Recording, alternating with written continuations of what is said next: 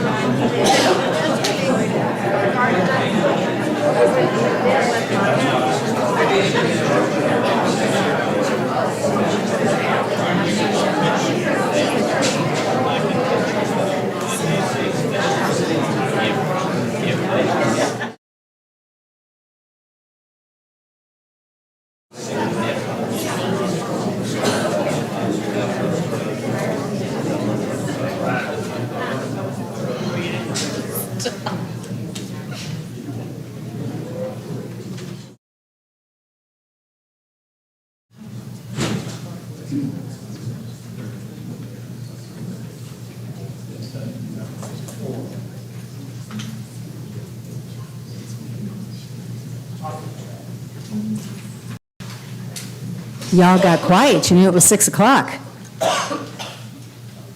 All right. We now are reconvened into open session, and we will begin with an invocation led by Mike Moore. The time is 6:01. Please pray with me. Father God, I'm so thankful for everybody here tonight. And Lord, please help us to remember our common goal of supporting our children, our teachers, our administrators, and our staff. And Lord, I pray that you'll keep all of them safe this summer and that they will return refreshed and ready for the fall. Lord, we pray for your guidance and wisdom tonight throughout this meeting, that we may make the right decisions for Granbury ISD. Lord, we pray all of these things in the name of Jesus. Amen.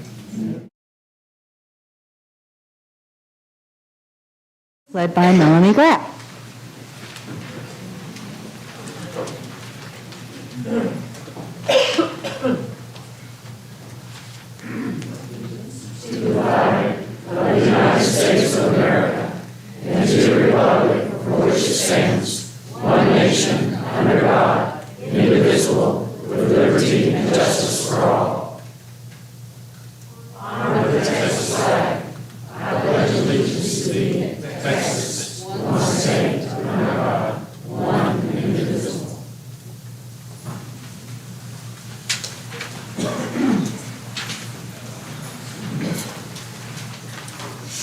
All right, even though it is summer, we have some student achievement spotlights. And the first one is going to be brought to us by Jody Brown.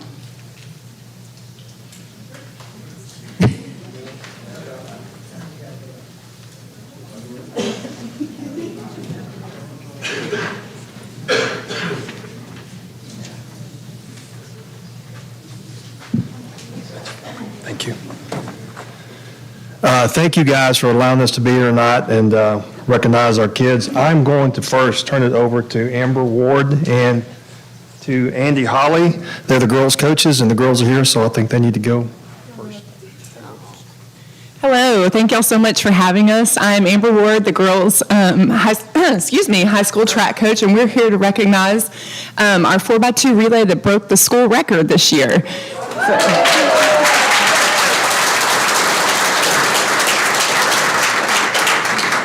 These girls did an amazing job. Not only were they at the after-school practice, but they were coming in early in the mornings to work on handoffs. They're multi-sport athletes, so they were doing volleyball and basketball also during that time, off-season stuff, so they really worked hard. Just stand forward and wave when I say your name, Landry Bassel. She was also... These girls are also great in the classroom. She was one of our academic all-state senior recognized for that, so great job there. Then we have Kylie Moody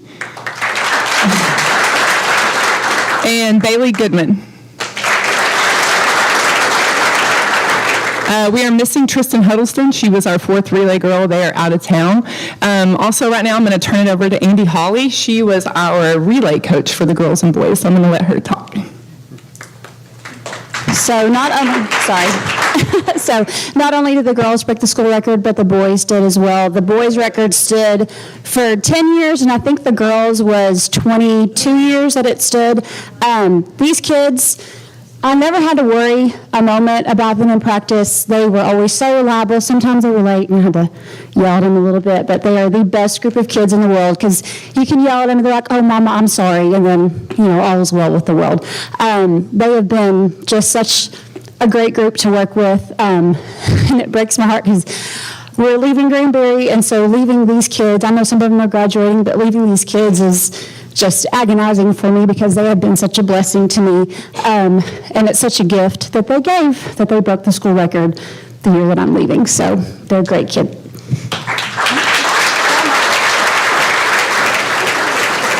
I'll introduce the guys real quick here. Hey, Amber kind of mentioned this. These boys set a record that had been 10 years prior broke, I think, 2012, and then prior to that, the furthest I could go back was 2002. So 10 years in between two stints of breaking this school record. So it's a big accomplishment for these kids. And just like Coach Ward said, these kids, they just pour their heart and soul into the sport, and they come in the mornings, they stay after school to do all the work, and they're just such good kids to be around. And not only just breaking a record, but they are the best kids just to be around on a daily basis. These kids have grown into young men, and I know these young ladies have grown into young women, and we're just so proud of them and so happy for them, and they're just so much fun to be around. I'll introduce the guys. First guy, go ahead and wave. First guy is Jaime Martinez. Next is Derek Lacey. Next is Ethan Klingscale. And the last one down there is Jaden Rogers. And I want to thank real quick here Coach Holly. She is the one, just like Coach Amber Ward said, she is the one that really works with these guys every day. I just kind of put them in a spot, make sure they get on the bus, make sure they're entered into athletic.net, and she does all the work with them, and she deserves all the credit along with these young men and women. Thank you.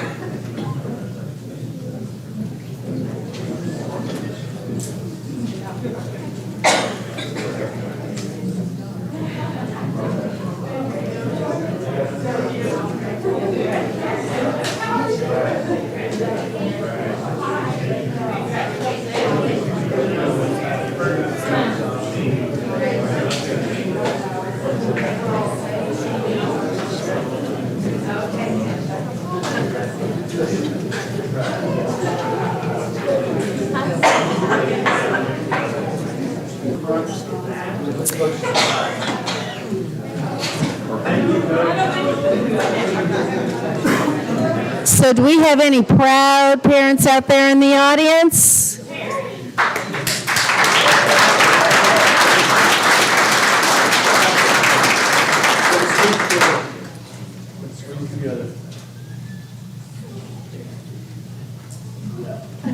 All right, ready? 1, 2, 3. I got it.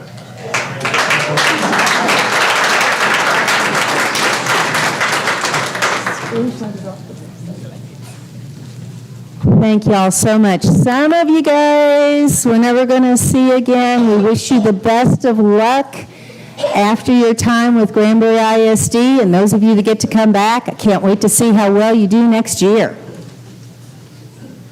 All right, next we have the preliminary report for the 2022 District Star Scores, and I am excited. Thank you, Madam President. So STAR scores are coming in, and we have all of them except for a few of the 3 through 5 math scores. And so the top page that I provided to you, that's the white packet, is the straight comparison from 2019 pre-COVID, 2021 last year, and then this year's 2022 scores. So some of the highlights, you can definitely tell that we've been working on our reading initiative and having targeted interventions for reading, as we have double-digit increases for a lot of our grade levels, and a lot of double-digit increases from approaches to meets, so getting more children on grade level. A couple of highlights, bless you. The targeted improvement plan at Bacchus, focusing on Tier 1 instruction. You had gains across the board for math, reading, and science, and significant gains, which is very, very exciting.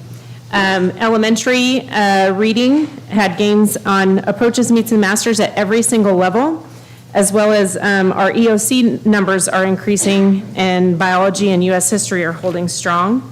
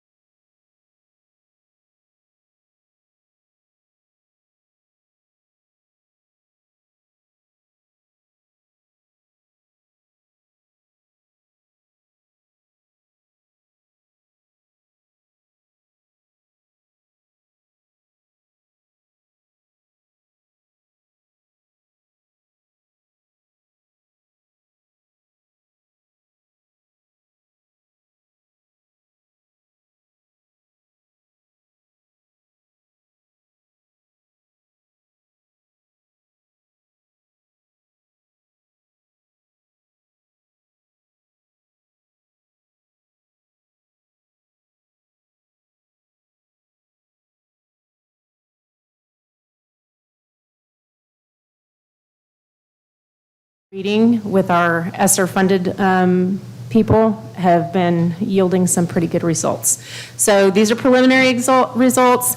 There will be some shifting, especially in grades 3 through 5 math, but pretty exciting news, and really want to give our admin and our teachers a lot of credit for a job well done this year.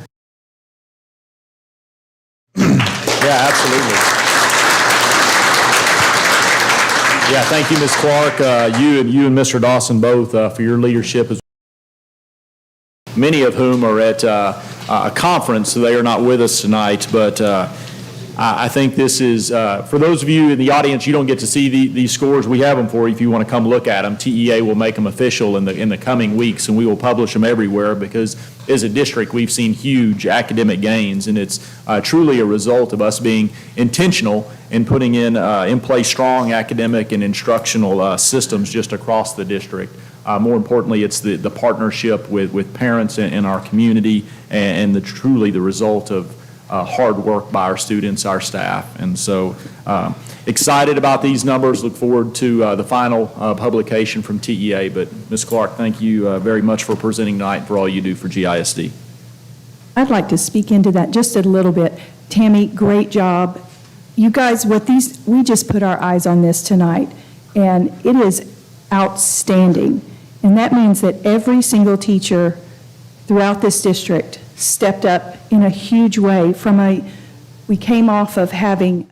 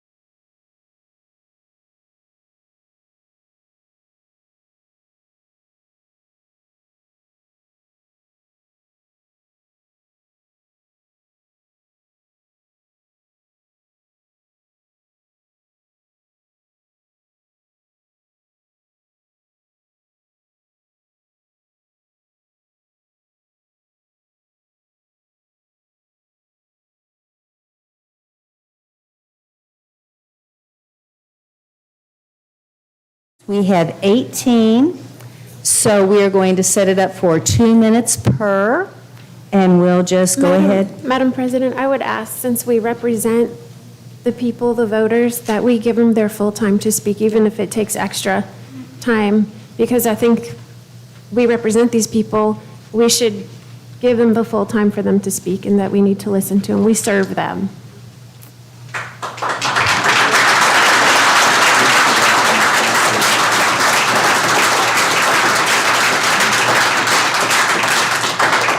Madam President, if we want to give them the full time, I would recommend that we hear those first that are on agenda items, that are speaking to agenda items, and then at the end of the meeting, give those folks their full 5 minutes.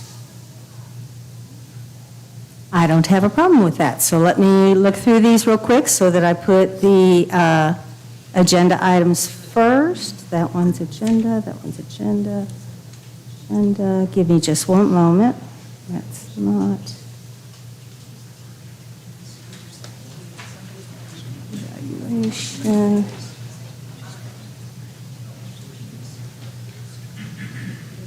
Here.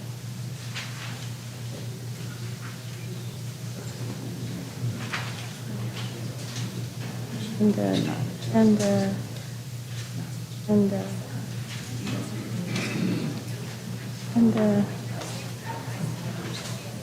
just want to clarify for the public, does that mean that all the people who are asking to speak will have an opportunity to speak tonight? Absolutely. What Okay, we're going to thank do you. is those that have to do with agenda items, so that we have that information before we reach those agenda items, they will have spoken.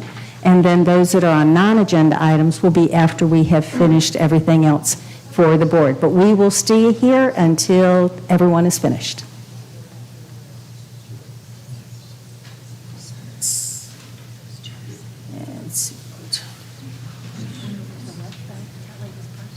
All right, I have this situated, so that means for now, 1, 2, 3, 4. Okay, so the clock will be set for 5 minutes, and we have 1, 2, 3, 5 that are agenda items. And the first one up is Beverly Cheney, and she would like to speak on the superintendent evaluation.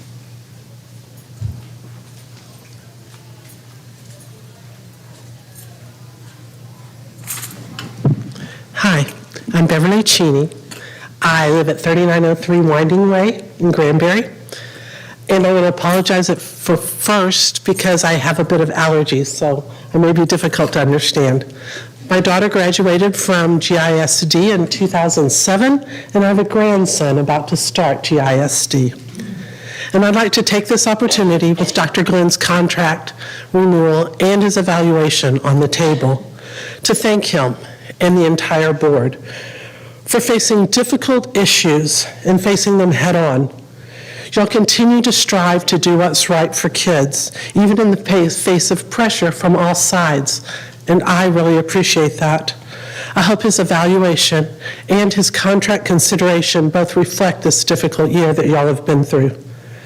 As for the board, I know your jobs are tough, and I commend you for your dedication. In full disclosure, many on the dais are my friends.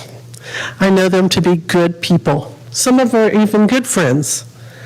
And maybe not important to everyone here, but certainly more important to me, I know them to be good Christians. One I know particularly well. Dr. Harrington is my mother. All of this being said, I want to remind my fellow concerned citizens that these people are just that. They're people. They're mothers and they're fathers. They're sons and they are daughters. They're neighbors. They shop with us at Kroger and they sit beside us in the pews at church. They don't just show up and do a job for 30 minutes or 3 hours here once a month. What they have committed to, each one of them, is a huge commitment. They go to teacher workshops and staff development. They go to staff appreciation luncheons and breakfast and student activities. They go to sporting events and graduations. And they do hours and hours of training. They don't do it for the money. They don't get paid. They don't do it for the accolades because at least lately, there's been many more criticism than accolades. And they sure as heck don't do it for a 2x6 brass plate on the wall of a building that 2% of this county will see.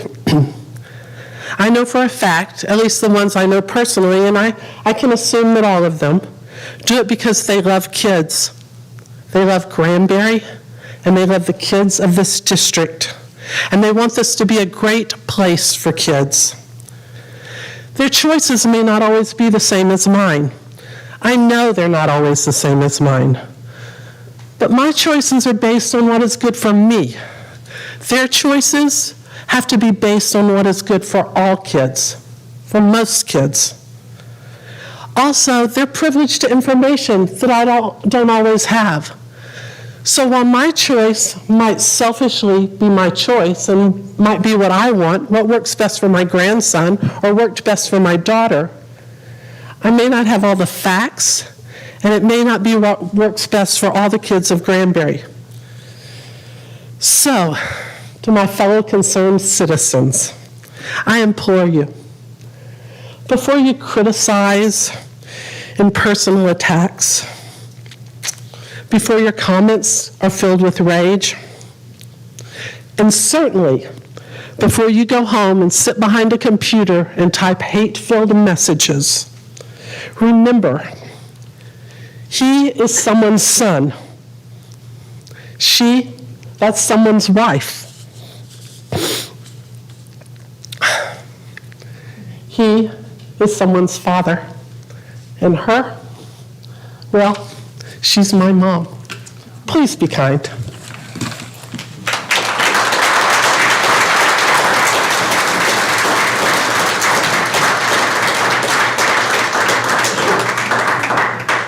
Thank you, Ms. Cheney. Next, we have Sonia Chastain to talk about homeschool participation in UIL.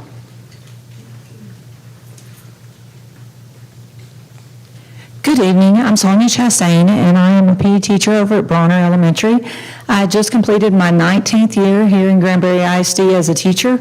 I have taught at the elementary, the middle, and high school levels. I've also coached at the middle school and high school levels, and I'm here to visit with you today on, as she said, the participation of homeschool students in our UIL activities. I have 2 children of my own that will be attending GHS in the fall, and they are involved in various activities that are involved with extracurricular and such as sports, UIL, one act, play, choir. They are in swim, cross country, basketball, volleyball, track, and cheer. I probably left out a few. They do multiple sports. And so I feel that I needed to come and speak on the behalf of our kids who are in public education. I know this is something that Granbury is an innovative district. We are open to new ideas, and I'm not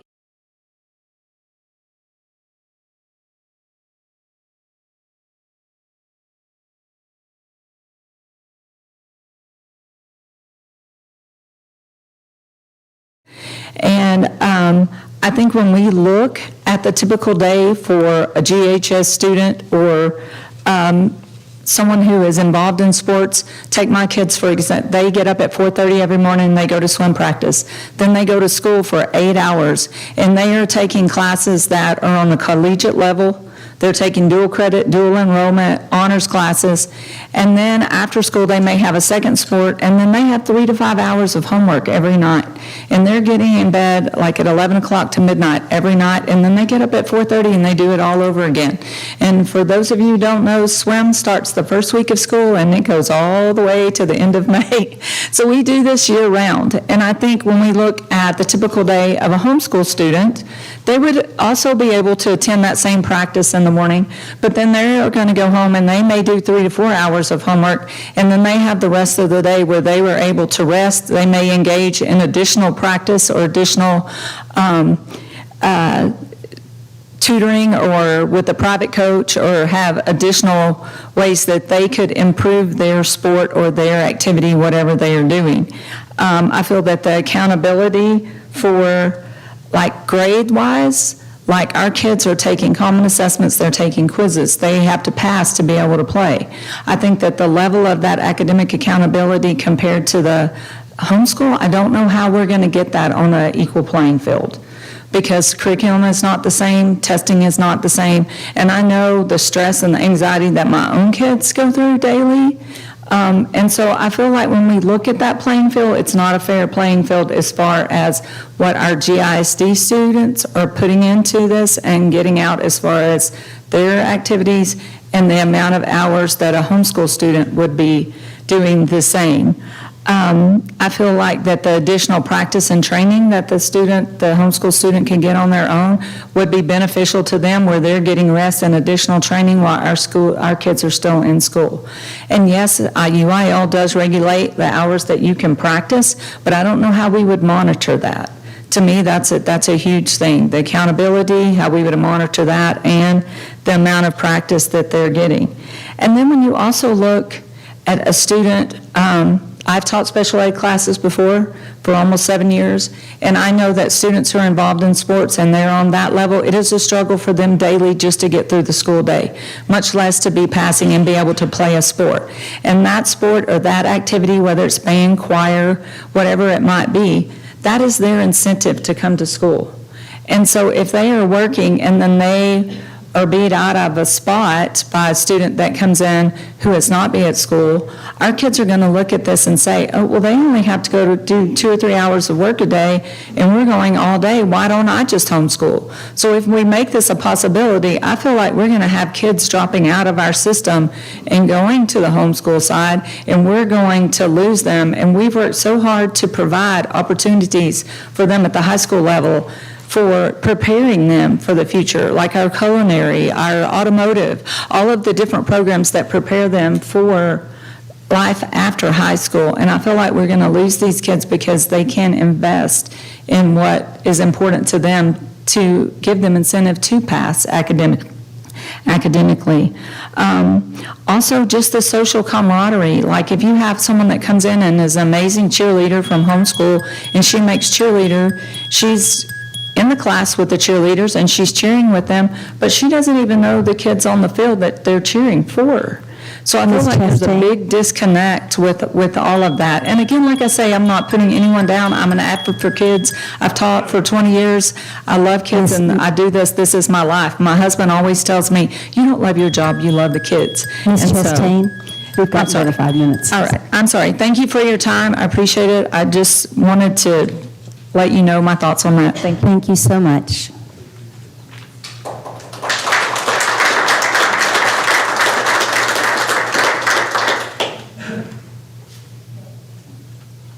Next, we have Patty Cisco, also talking about the UIL.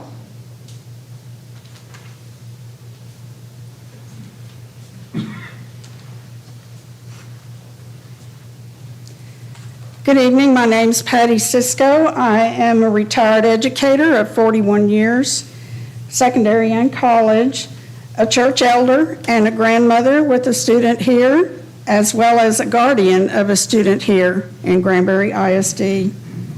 And I'm worried about our schools. When I began decades ago, parents collaborated with teachers to achieve our mutual goal: a well-prepared young adult graduating high school with a bright future ahead. Teachers today, though, face an increasing wave of opposition in achieving this goal. Along with the pressure of high-stakes testing, teachers now face a cadre of legislators with purely personal political agendas who stir parents into a frenzy of fear and mistrust of public education. Fear of CRT, a theory that has never been taught in public school. Fear of indoctrination. It has never been taught in public school.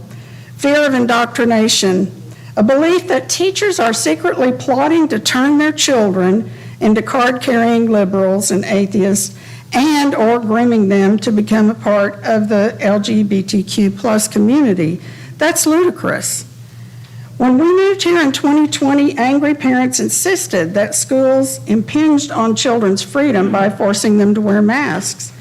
The school board bowed to the pressure to teachers so that teachers who had recently faced the impossible demands of delivering instruction both in person and online were faced with being more exposed every day, knowing that the risk of infection was greater. Ironically, many of those same parents who cried freedom from masks then impinged on the freedom of teachers and students to read what they wish. They attacked school libraries, going so far as filing charges against librarians and demanding that a new review committee be appointed, not with educators, but with citizens with higher moral standards. Just last month, despite a survey showing that over 70% of coaches and teachers who devote untold after-school hours to UIL activities were not in favor of extending UIL participation to homeschool students, the school board patted those educators on the head, ignored the survey, and voted to further study this move. And I hope that you'll consider that survey tonight.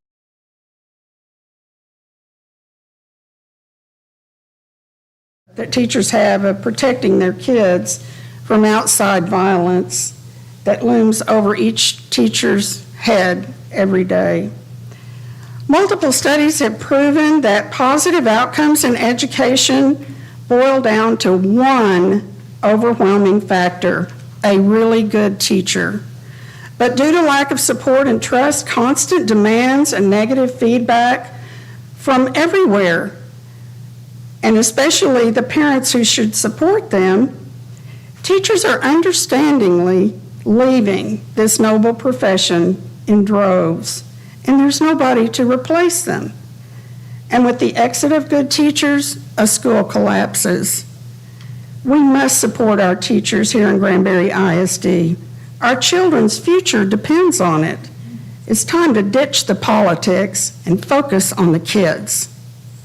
Thank you.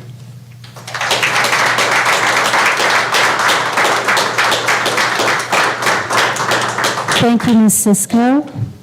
Next, we have Mr. Jason Polano to speak on the superintendent's evaluation.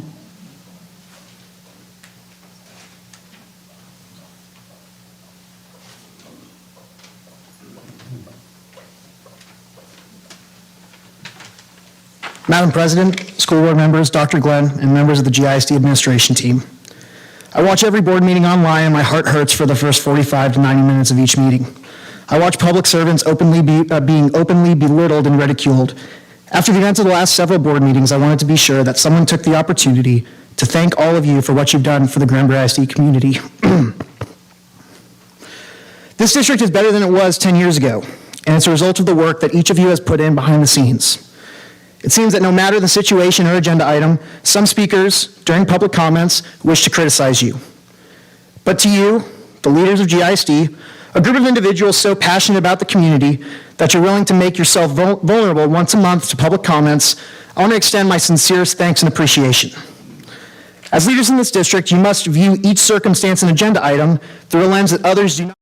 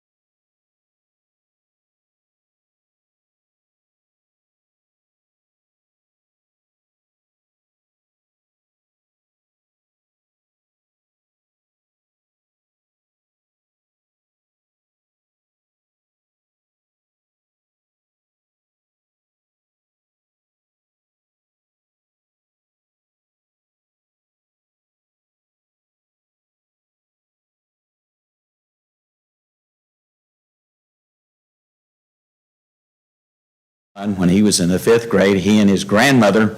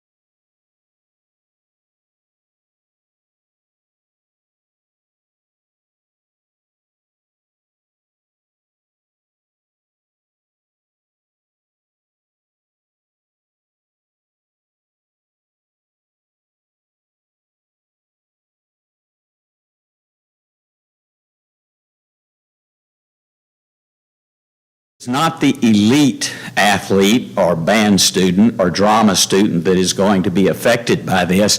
It is that person who is a rank and file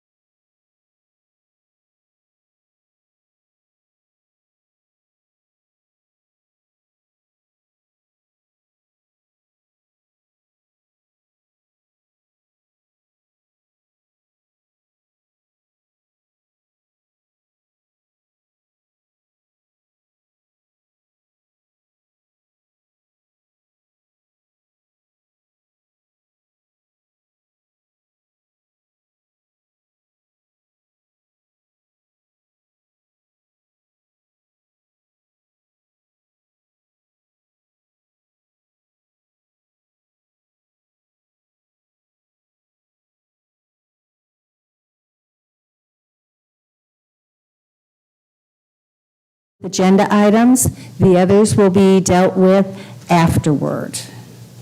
Okay, moving on, we have consider consent agenda items. Are there any consent agenda items that anyone would like to pull out?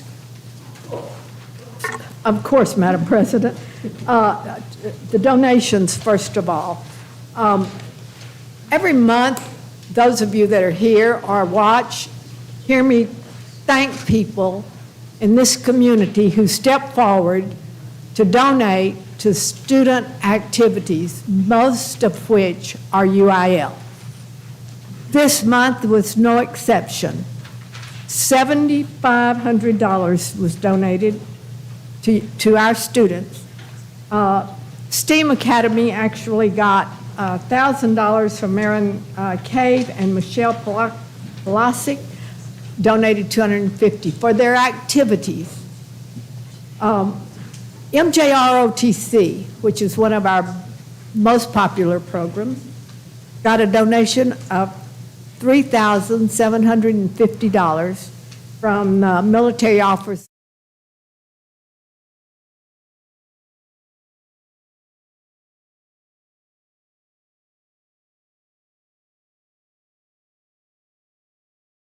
Our UIL activities. Nikki Carter donated $390. Folks, they make a difference for our kids every day. If you know any of them or know anyone that belongs to one of these organizations, and I forgot the Optimist Club. Sorry about that, Madam President, Mr. Jackson. They donated $1,520 for the Student Activity Fund, for the Student Sandwich Program, and to fund the Junior Optimist. So someone besides just the taxpayers help us fund activities for GISD. One other thing I'd like to pull out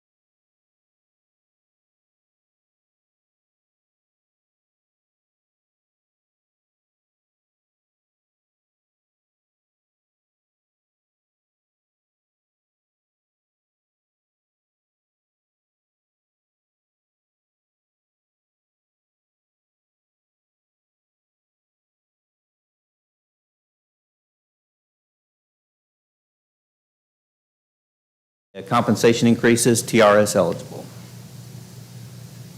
Thank you. Do we have any comments or questions? I just have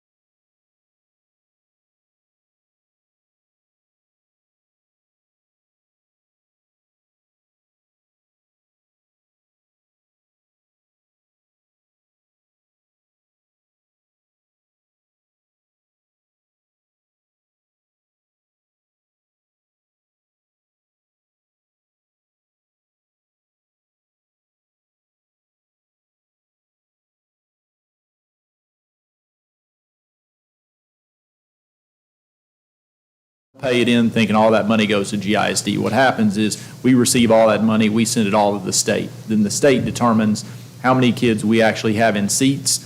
They fund us based on that. The rest of the money is spread out to other districts through recapture to the tune of next year probably between $6 and $8 million. Yes, sir. But in truth, we're a property-rich district, I believe it's called Chapter 49 these days, so we would be the beneficiary of those tax dollars if we were a property-poor district. That is correct. Those are spread out to 48 districts, those additional dollars. Well, doesn't it come down to the state decides 6,000? And if you have that money, you get the 6,000 per student. And if you don't, Yeah, and so target revenue is different with every district, which it would make sense if everybody received $6,125, but it's not. It varies district to district. And then the 6,000 is also based on 100% attendance, so we have weighted average daily attendance. So not only do they have to be enrolled here, they have to show up, and then we get a percentage of that $6,100 based on how much school the student actually attends. And then it kind of shifts also, like if a student who is dyslexic, we get a little more money for that. Special ed, we get a little more money for that. So it's kind of a moving target, but in roundabout terms, the average kid that comes here will get about $6,100 per year if they don't miss a day of school. okay. Madam excuse me, go ahead. Madam President, some of you stole my thunder. We all know that we pay taxes and they fund our public school. You also know that we sit at this board and set your tax rate, and over the past 15, 17 years since I've been on this board, the rates have dropped dramatically. What you may not know is that we have nothing to do with setting your property values. In the last 5 years in Granbury, the property values have risen from 5.8 to $8.8 million. According to the information in our board book tonight. And as they said, we don't get to keep all the money. We get to keep the money based upon the number of kids that we have sitting in our seats every day. We don't get to keep the money based upon the number of kids that participate in extracurricular or anything else. We only are the ones that are enrolled, because if they're not here, we don't get money for them. From the money that the state allows us to keep, we do all of the activities. We fund staff, we fund administration, we don't fund the food service, but we fund buses, we fund extracurricular activities, we fund all of that. 2 years ago, this district had remote learning plus in-person learning. And during the first period of that remote learning, the district decided to provide the activities for those youngsters that were being taught by remote. We found out it didn't work very well. So the district reversed that policy and said you had to be in school, in person learning, to be able to participate in extracurricular activities. That was because of some of the issues that came up. Extracurricular activities we know are important. They keep kids from dropping out of school. Every year we hear a number of youngsters tell us, well, we wouldn't have stayed in school to finish had it not been for our extracurricular or whichever activity in which they were involved. We polled our athletic and academic coaches, and yes, 70% of them said that they were not in favor of it. And y'all heard me, if you were here last month, how I feel about that. The length of the day, every day, that these students who are in regular classrooms, who are enrolled in GISD, has already been addressed by one of the speakers. They have long, hard, arduous days. The donations from our boosters clubs and from our other citizens in the city fund a whole lot of what we do with extracurricular. In Texas, currently, I contacted Daryl Beasley today with UIL to verify the numbers. In Texas, there are 2 6A schools that allow homeschoolers to participate in varsity athletics. There are 2 5A schools in the state of Texas. There are 4 4A schools. There are 4 3A schools. There are 5 2A schools, and there are 6 1A schools that allow students to participate in varsity athletics. I reached out to 3 of those schools. I got responses from, I reached out to 3, I got responses from 3. One of them had a very bad review. 2 others had, said, we don't notice any difference. So I guess that's just a neutral review. I respect parents' rights to homeschool or to go to private school or whatever. My grandmother, who was a very wise woman, once told me you can't have your cake and eat it both. And I feel like that if we allow homeschoolers to come into our public schools and participate in UIL, we're allowing them to have their cake and eat it too, and I think it's an uneven playing field. And quite frankly, Madam President, I would move that we deny the right for homeschoolers to be in public schools, in GISD. Ms. Graff, you were wanting to say something? If I may, please. It was brought to my attention earlier this week that the Hood County News had a post on Facebook about this, and I watched the public respond positively until the comments and the likes were removed. And then the whole post was taken down the very next day. It was deleted. The feedback from coaches was really not based in fact but fear and emotion. I would encourage them to research this more and ask about the length of a homeschooler's day and research more what homeschoolers really go through. We work for the voters and the community, and I believe that our community wants our children to play together, and why not? We do pay school taxes. Even though our children do not attend public schools, I know that my tax bill, more than 70% of my property tax bill goes to the public school. And quite frankly, I believe it's divisive to not let our kids play together. Mike Best, who is a trustee in Weatherford, he has the best quote. He says, if we're really for, if we're for kids, then we need to be for all the kids. So my question would be, so are we really for all the kids or just a select certain group of kids? And that's all I have to say. Are there any more comments?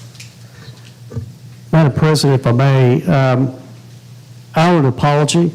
I owe an apology to Ms. Graft and to the community and to at least one newspaper reporter. Last month, when I made my motion, and I went back and looked at the tape, I'm sure many in here did, my intention was fully to just construct a policy and bring it back to us so we can deliberate it. And we've gotten that. And so I'd like to thank the administration and Mr. Dawson. They came back with an 11-point implementation plan, and it's available if you want to look at it. But there's basically, as I look at it, 11 thresholds or 11 hurdles that we would put a homeschool parent to jump through these hoops. And so as I kind of sat back and looked at it, again, I was neither advocating nor against the idea last month. I merely just wanted the policy to look at. So I stepped back and contemplated, and I started listening to those around me. In full disclosure, I live with a UIL coach. And so I began to see this as just problematic. And I don't see the wildfire either support or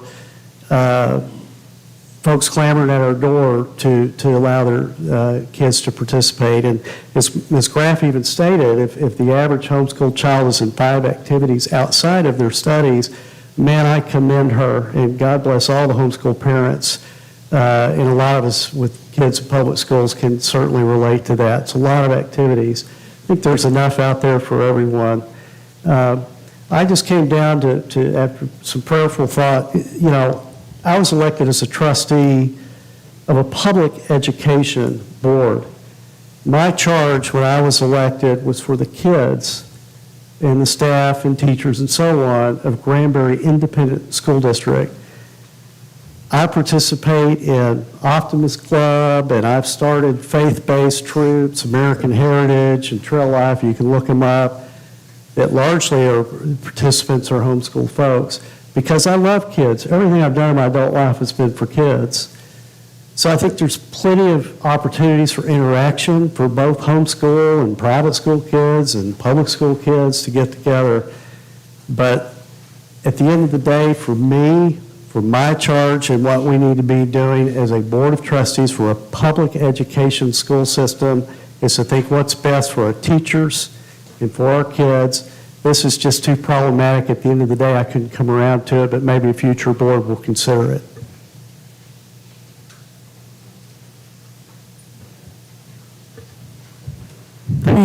Thank you, Mr. Jackson. So you've made a motion, right? I did. Okay, Dr. Harrington has made a motion. Would you please repeat the motion? I move that the board deny public homeschool students to participate in UIL activities of any kind in Granbury ISD. Do we have a second for that motion? Not sure I would have chosen the word deny, but I think at this time I would go with that, and I'll second that motion. Okay, so we have a motion by Dr. Harrington, a second by Mr. Jackson. All those in favor of the motion, please raise your hand. Okay, we have 1, 2, 3, 4, 5, 4, and those against, and 1 against, and 1 absence.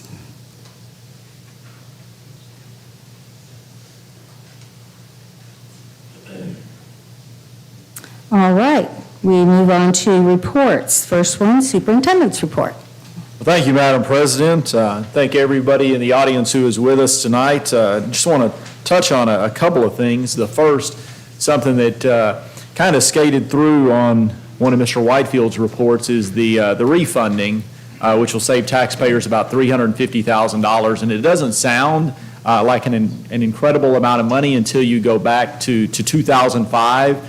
And you start looking at all the bond refundings the district has done, and there's been a total of 8. This will make 9 for just under $27 million that has been saved by taxpayers. And I can tell you, trustees, we are in June, so next month is July, which means our administrative team is well underway looking at budgets for next year. And I can tell you that with the appraised values raising substantially here in Hood County, and I think we all felt that, you're going to see the district threshold for our M&O, our operations tax rate, decrease significantly. And so this will mark the 7th year in a row the ISD has actually lowered the operations or the M&O tax rate. In fact, based on the preliminary analysis that we've conducted, Mr. Whitefield's done a tremendous job of looking at this. The tax rate that right now we're planning to propose in August will be the lowest allowable under the formula provided by the Texas Education Agency. And so I just want to just commend Mr. Whitefield and his conservative approach to managing the district's money. And we'll have more on that as we get into July and August for the public. Also let trustees know the demographer, Templeton Demographics, will be back in the district. They are conducting a study right now looking at all the new developments going in. That's something that I think has been a concern to everybody as Hood County continues to grow, not only here in GISD, but in Tolar and Lipan. The entire county is really seeing significant growth. And just in visiting with the county officials and the city officials, it's encouraging to see everybody continue to take a proactive approach. Speaking of proactive approaches, it took us nearly a year, but we finally closed on the land. It's only a little over an acre over by Emma Robertson Elementary School. We worked with Our Savior Lutheran Church to acquire the land, get it platted through the city so that we can kind of create a loop. We've talked about trying to relieve traffic congestion on our campuses. That was a big point in the last bond. It's something that's still important to us to do everything we can to alleviate traffic concerns. And then finally tonight, I would like to address textbooks because or library books and materials, because I know that's come up over and over. I want to commend not only our trustees on being proactive at the state level, but also our administrative team and even our community members, because I know many of you are passionate about this and concerned about it as well. I will tell you that we've done three things that everyone needs to understand. We've adopted one of the toughest policies, the most comprehensive policies as it relates to bringing library materials into our schools. It was recently put out by the Texas Education Agency. Our board ratified it, I guess, 2 months ago. That policy and procedure is put in place. It really makes sure that we have the gatekeepers in the right spot before materials ever enter our libraries. But more importantly than that, it allows every parent and every community member to challenge any resource in our district. And beyond that, once that resource is challenged, they actually get a written statement back from the district letting them know why or why not we decided to keep or remove that piece of literature. And so that's a really, really important variation that a lot of districts aren't doing. And so I'm proud of our district for stepping up and adopting a really proactive policy that puts strong parameters in place for what's in our libraries. And so every parent, every community member should leave here and understand that we've empowered you to help us make decisions for our library to protect kids. In addition to that, we are going to be adding the position of a library coordinator, and I really shouldn't say adding because we actually have a resignation coming in the curriculum department, so it's going to be a wash. But this position is going to oversee and manage all of our librarians to make sure that the board's desire, the board's policy is implemented with fidelity. And they'll work with parents, they'll work with librarians, and they'll work with community members to make sure that we are adhering to best practice here in GISD. And then finally, and this is probably the biggest piece of the three-point plan that I want to lay out tonight, and I want to thank our technology director, Mr. Wilson, for putting it in place. We're going to put in place software which parents can opt into, and every time your child checks out a book, you're going to get an email alerting you to what book has been checked out by your child. Because at the end of the day, parents need to know what their kids are checking out. And so it's not, thank you. Yeah, thank this guy right here.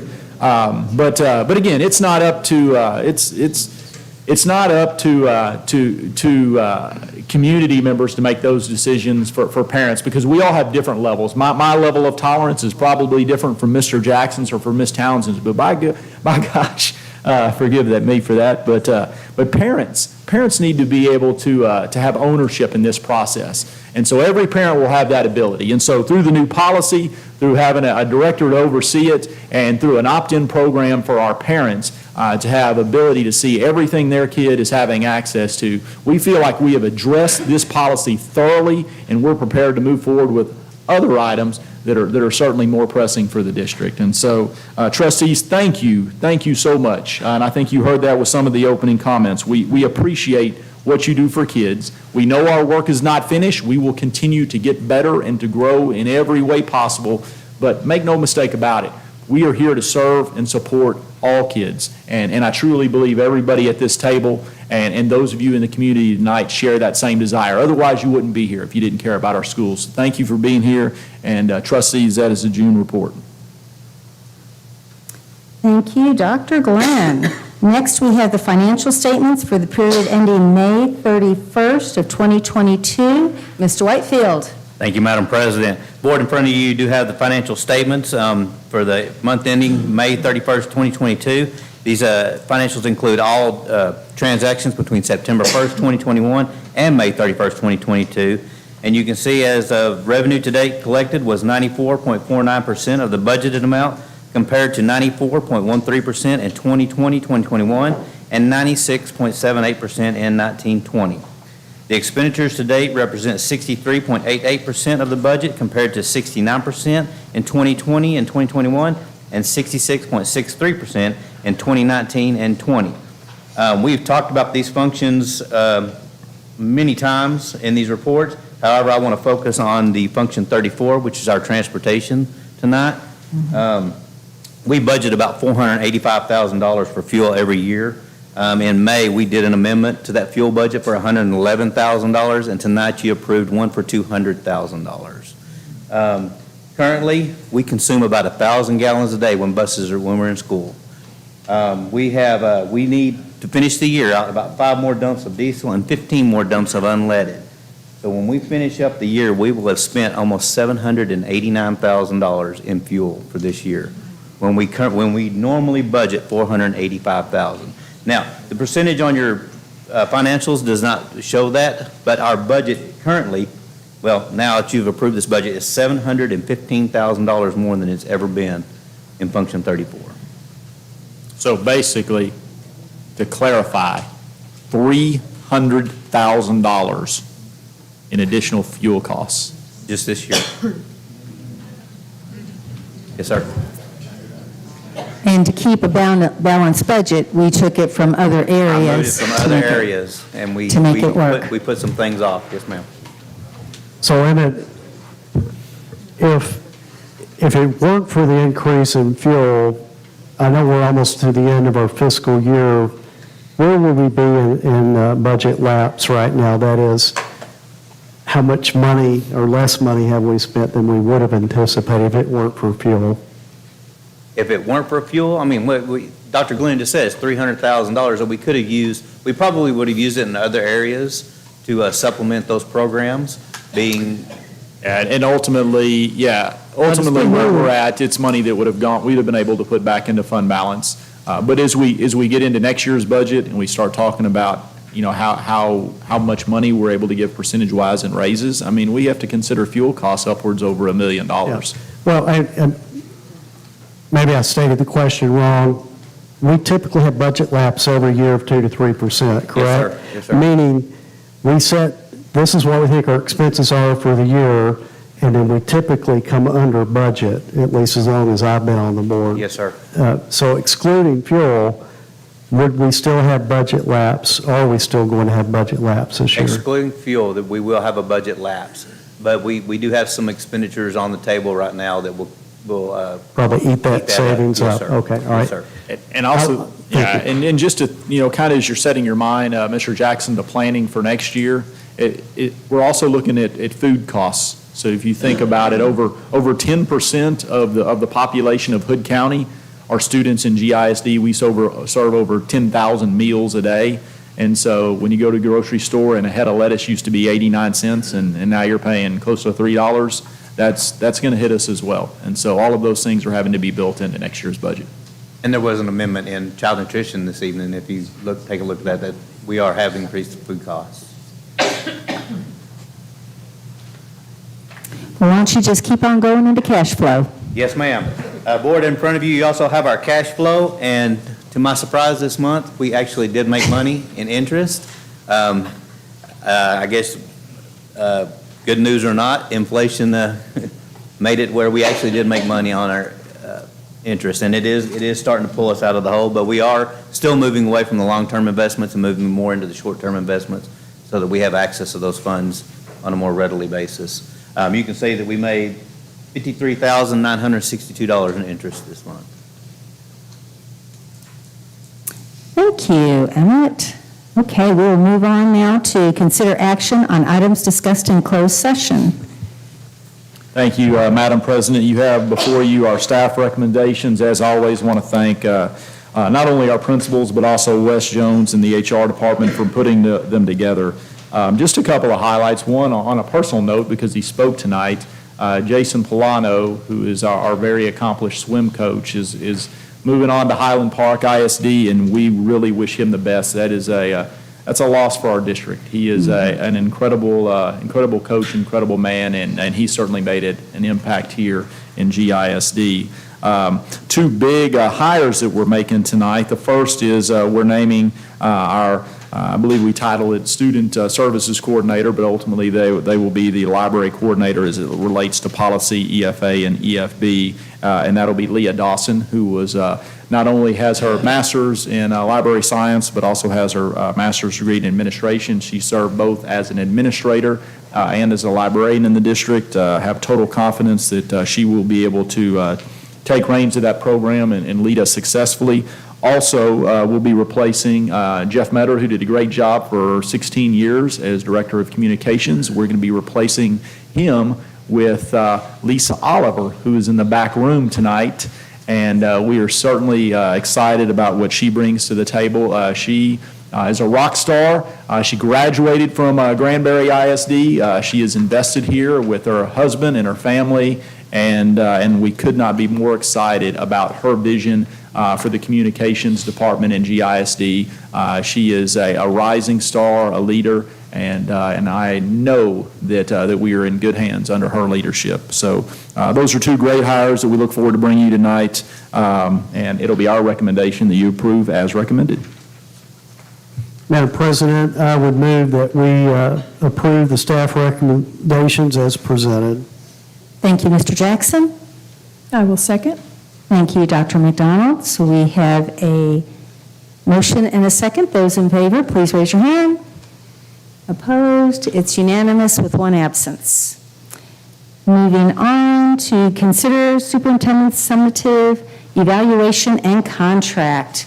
We did all spend a month looking over how Dr. Glenn had done, and the board as a whole is very pleased with his work as far as academic improvement. As Ms. Clark talked about today, just knocking it out of the park, and we needed to knock it out of the park. So I'm really excited about that. I'm looking forward to seeing what our alphabet grades will be for each one of our campuses.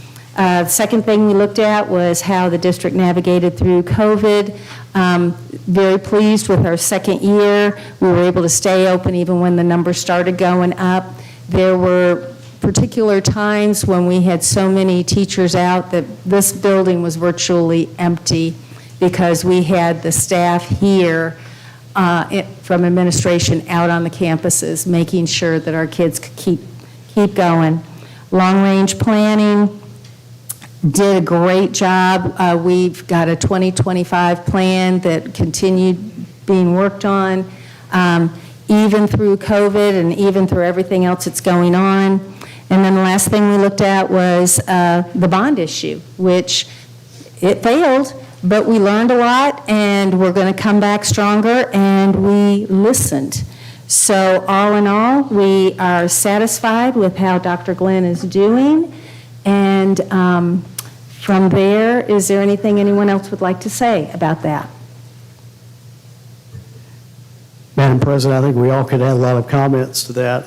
I just do appreciate Dr. Glenn, but I think as we determined, we would like to keep him around, encourage him to stay around, and with that, I'd make a motion to extend his contract by 1 year to June 30 of 2027. We have a motion. Do we have a second? I second that motion. Thank you. Mr. Jackson had the motion. Dr. Harrington had the second. This would extend his contract for 1 more year. All those in favor, please raise your hand. Opposed? That is unanimous with one absence. Thank you, Board. Now, that would adjourn our meeting, but we are going to go back into public comments, and we are going to handle those that are written on here as non-agenda items, and we are going to start with Mr. Cliff Criswell, matters of concern, interest to the district.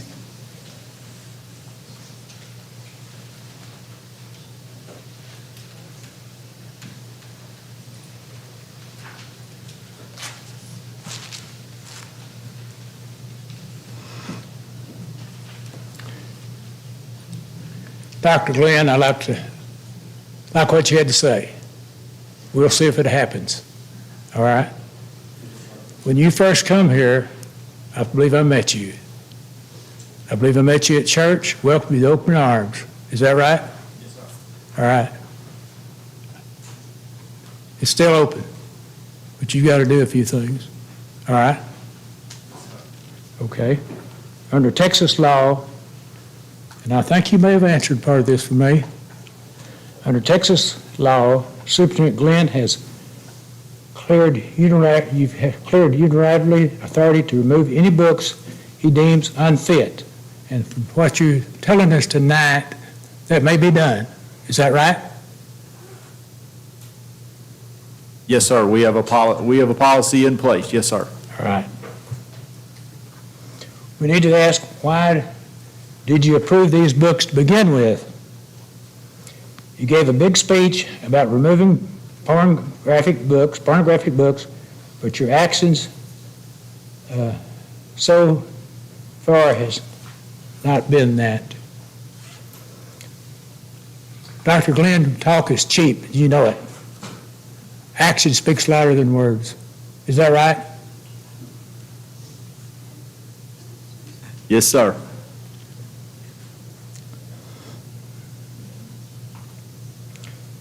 We have a very liberal book review committee appointed by you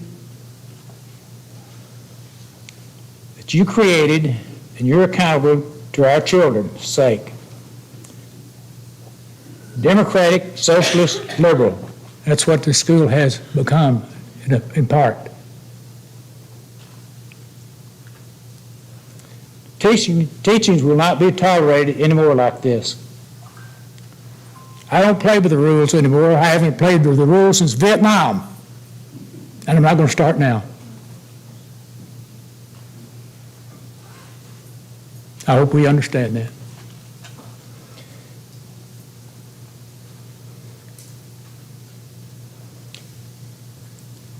The elites are undermining our country. We can not be polite and lose every battle, or we will implied and actually deliver results for the greater majority of Americans, which are fighting for their small businesses, fighting for their jobs, fighting for their families. Second, you have to mobilize popular support. This requires ripping the veil off what our institutions are doing through real investigation and reporting so that Americans can make informed choices. We live in an information society, and if we don't get the truth out, we will never gain traction again in this narrative being constantly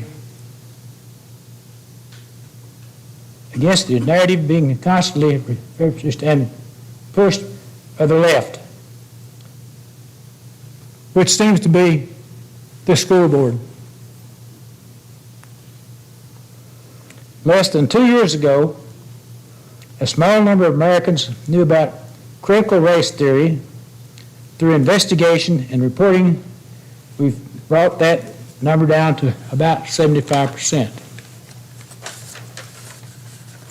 The public now opposes critical race theory by 2-to-1 margin, and it is being hounded out in schools and other places. This kind of action is a model for dealing with every ideological institution that is undermining the public good and Americans' future. Remember that institutions don't choose these ideologies dramatically. They don't ask people or employers to vote for them. They impose them through bureaucratic and non-democratic rule, so it isn't surprising that the institutions lose by when we force their agenda into the political arena.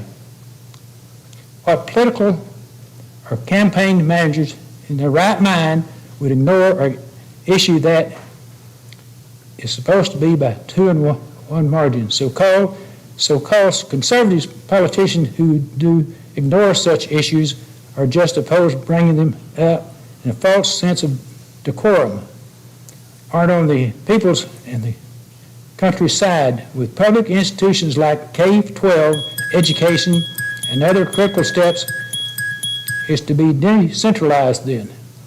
It is centralization and bureaucracy that makes it impossible for the majority of activities to take control and impose their ideologies. And I'm sorry, I have cancer. I'm having trouble standing up here.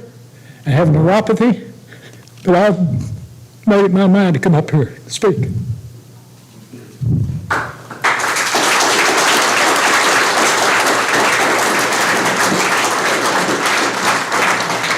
Decentralizing means reducing federal and state controls in favor of local control, and it's ultimately means something like universal school choice, placing. Brother, your time's up. Power. Your time's up, brother. No, brother, I'm going to keep speaking. Too many parents today have no escape mechanism for standard schools.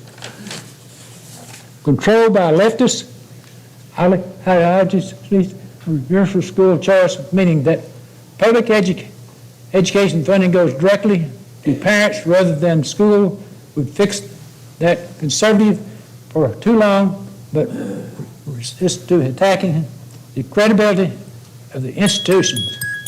Trust in institutions is a natural conservative tendency, but conservatives need to stop focusing on abstract concepts and open their eyes.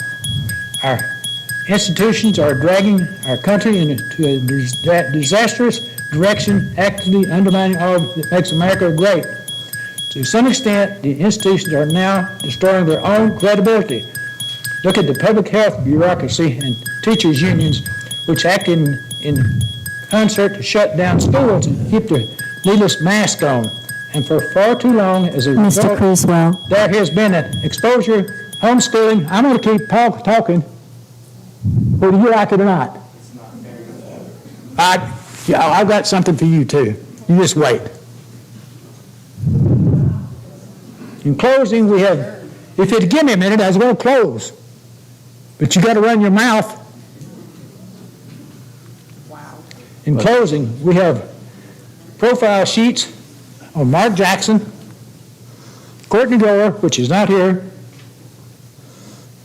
Barbara Harrington, Barbara Townsend, Jeremy Glenn, and you, Mike Moore. Profile sheets. We know what you do. We know where you live.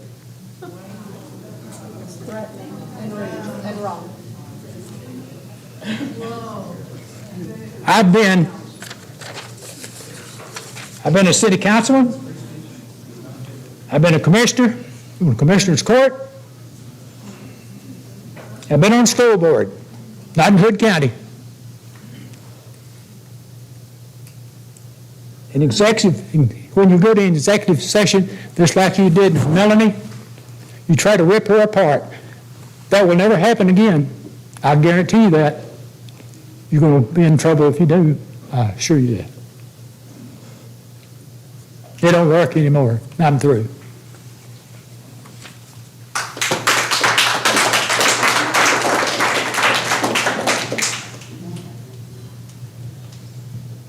Mr. Lowry?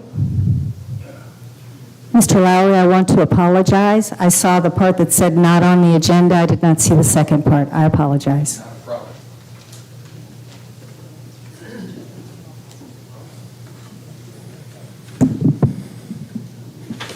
Dr. Glenn and Madam President, thank you for your patience. Appreciate it. Thank you for the honor to speak here after the special session that you had a couple of weeks ago. I'm concerned on the direction you may be headed as far as shutting down some of the voices in the community that need to be heard, and I appreciate it. Madam President, you invited us back last official meeting in May 16th. Board Member Jackson took advantage of the board and made a mockery of the board and took advantage of the Roberts rules and spoke for 6 minutes. We were not able to respond to his comments, and you invited us back, and that's why I'm here today to speak. I do want to say a couple of things. I do wish everybody would read the excerpts of these books. Number one, Dr. Glenn, we appreciate what you said, but we do need to see action. Action has taken too long. These books are dangerous. People that haven't read them don't understand the danger that was there. I want to say some things tonight that may be confusing and people may not understand. I just want to say that I'm a born-again Christian. I'm a sinner saved by Jesus Christ. Regarding Mr. Jackson on May 16th, for 6 minutes he spoke to the audience. We were not able to respond. He mentioned a couple items here I want to talk about. his 6-minute monologue. Again, he said there was no vulgarity, vile or pornography in the schools. He stated that. Well, he's either not read the excerpts that have been provided to him conveniently for his convenience. He has either not read them, or he approves of the vulgarity, the vile and pornography that's in these books. And if he does, he should stand up and say that he does right now. But to say they're not there is not true. He said there was a misstatement. He focused on one book to the people. And that one book was recognized very early on when the complaint was filed that it was a different author, but it was the same title. When that happened, Ms. Brown recognized it, withdrew the complaint, and apologized to you, Dr. Glenn. But he wanted to focus on that one book to the people. And if they're not paying attention to this matter, they would have thought that this is all over nothing. One simple book that was, in his statement, a misstatement. Not true. He brings up his 3 friends, 2 which sat on the board. Not sure why you did that, other than to be a good lieutenant. The 2 that sat on the board previously allowed this cancer to start. Now, this board has hopefully the courage to remove this cancer. Now, I know you've established a policy, but again, you have one person overseeing this.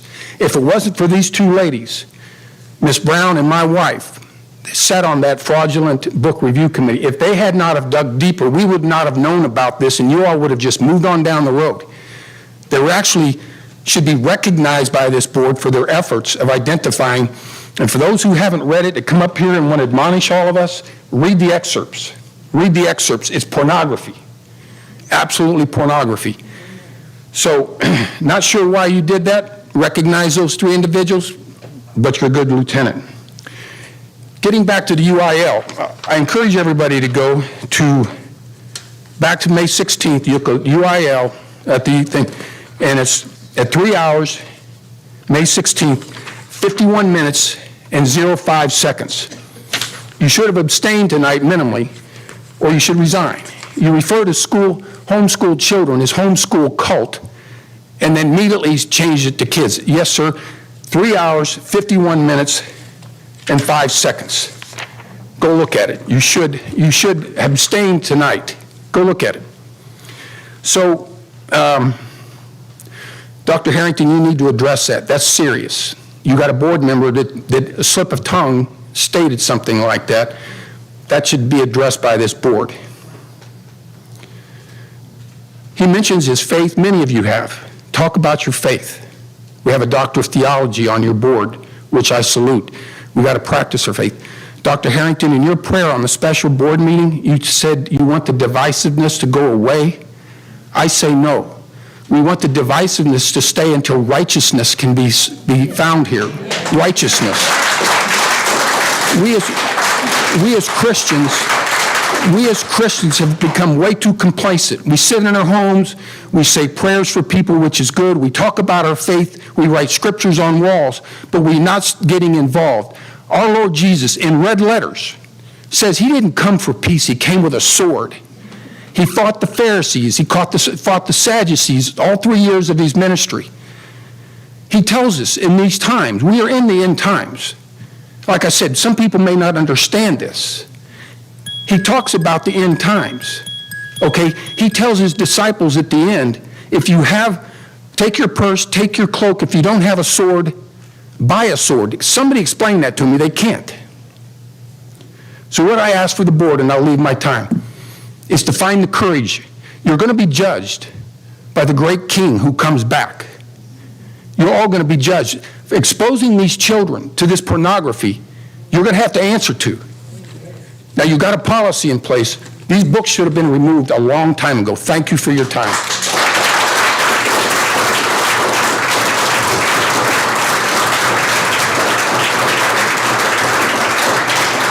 Thank you, Mr. Lowry. And now we will have Marietta Harrell.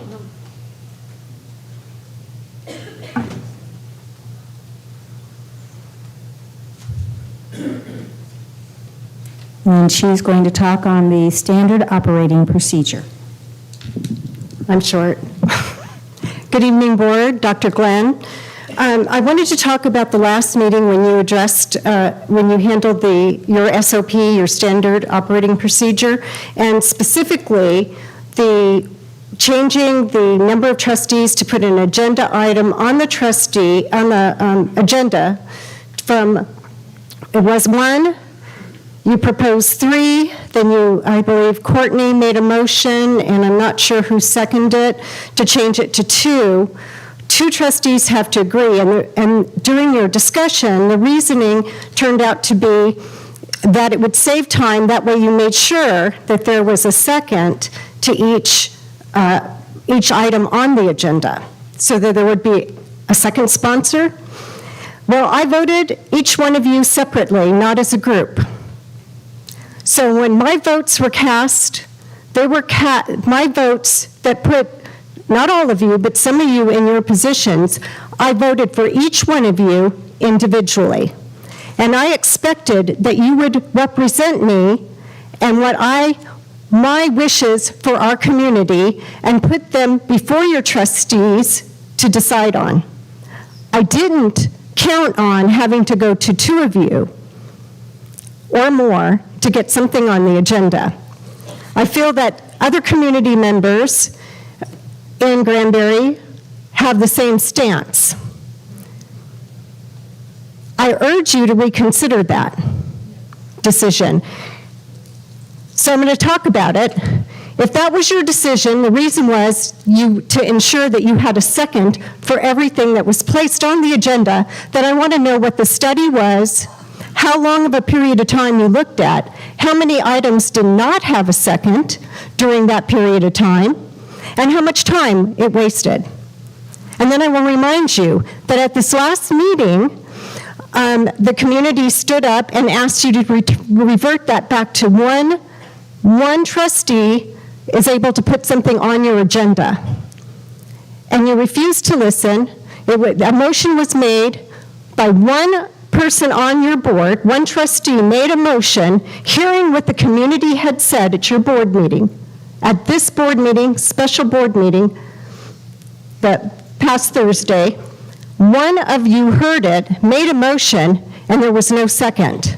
It took less than a minute for you, Ms. President, to say there's no second, the motion fails.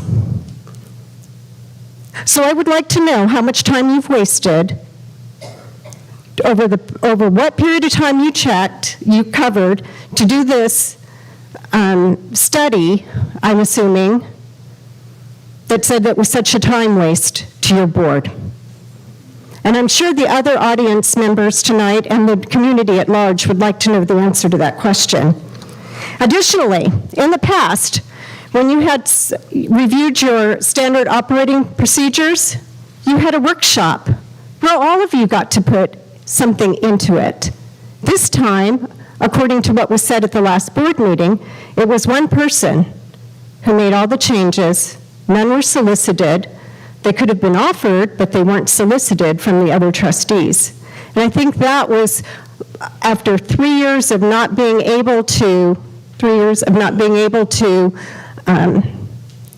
modify the SOP, that you surely could have taken the time to have a workshop and had input from the entire community represented by each one of you. Thank you.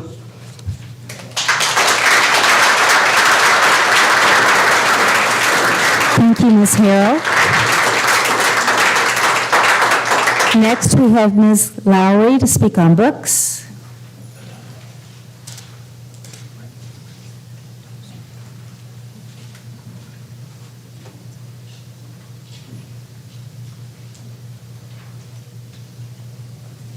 Dr. Glenn, trustees. These are a few forgotten facts. For nearly 4 centuries, Americans believed the fear of the Lord was the beginning of academic knowledge. In 1690, America's first public school book was published and reprinted frequently for the next 2.5 centuries. It was a common text from which American students learned to read. This first grade textbook was the rhyming alphabet. A, in Adam's fall, we sinned all. B, heaven defined, the Bible mind. C, Christ crucified for sinners died. The founders believed, and in the first federal education law acknowledged, the schools and education systems were a proper means to encourage the religion, morality, and knowledge that were so necessary to good government and the happiness of mankind. In 1962 to 63, the U.S. Supreme Court ruled that after 320 years of fear of the Lord being central to America's educational philosophy, it was time to make a change. It was time for public education to become completely secular. Since that time, academic knowledge has plummeted. American high school students regularly finish last. Near the last are the bottom half of the students in the math and testing and science testing. How far we have fallen. So here we are in 2022 with this push to sexualize our children, to push to normalize and groom children. By allowing and keeping and providing sexually explicit, age-inappropriate material for children to read in a school library, the schemes of the devil multiply. Those who know and do nothing will be held accountable for this sin. At the May 16, 2022 school board meeting, the audience was scolded for 6 minutes. See the video time, 3:55:20 to 4:01. During this lecture, we were told there's no vulgarity in the school district. I beg to differ. So please listen carefully as I read an excerpt from a book in the Granbury Middle School. And parents, if you have any children that are present, please ask them to leave, even though they can get these books in their library. And trustees, if you've not given your female Austin attorney these excerpts, please do so she can read them for herself, so she can read the vulgarity. I don't believe she's seen them or read them. She locks herself in the bathroom and does the drink test, spreads the drop of punch on the paper, waits 30 seconds and watches it change to a bright blue. Her stomach lurches. Roofies. And then Mr. Durbin pushing her back against the counter and kissing her, and she's feeling his hot tongue on hers, and she starts kissing him back because that's what feels right. The fuzziness in her brain grows. I gotta go, she says, suddenly pulling away. Nope, you don't have to go. I mean, to the bathroom, she says seriously. There's one in my bedroom, he says, his eyes hungry. Oh, cool, do you have that porn magazine in there? Jenny hesitates too late, wondering if she was supposed to say that, but she can't remember why she shouldn't. Lots of them, he says, not that I need them with you here. Oh, she follows him through the dazed and half-naked crowd, and he stops to grab another glass of punch and gives her another one, too. On his way to Mr. Durbin's bedroom, Janie waves at Coach Crater. Hey, he says, turning back to Mr. Durbin, wasn't Stacy here before? Before? She's still here, Janie. His words are deliberate, like he's concentrating. She's fucking Chris in the other bedroom, so we can fuck in here. Stumbling, Janie bumps into the door, trying to push it, and finally tries pulling on it, and opens the door. Mr. Durbin is on the bed. There are 3 girls from class with him, and he's taking their clothes off as they lie there. And when Coach Crater comes out, Mr. Wang is kissing her neck, and the coach is telling her how hot she is and feeling her up and says something about bench pressing. And then in her mind, while the 2 men kiss and touch her, is Miss Steuben telling her something. Coach Crater goes inside and comes back with a joint. 21 positives on the GHB, Janie. Cable's voice is harsh. Everyone at the party was drugged. Durbin even drugged himself. Rumor has it the drug is known to enhance stamina. They both shudder. What about Wang? Him too, sadly. He raped Stacy before Baker and Cobb got there. They found his DNA, and she asked for the morning after pill. She said she doesn't remember anything that happened that night. And so what do they say? Fuck, fuck, shit, shit. Fuck, fucked up, and shit. This is the kind of stuff that is in the Granbury Middle School. This book was written by an adult. It is about teachers drugging and having sex with students. This is why we want these books out of the library. And so maybe you all can tell me, what is the educational value of these very vulgar books that are in the library for 6th to 8th graders?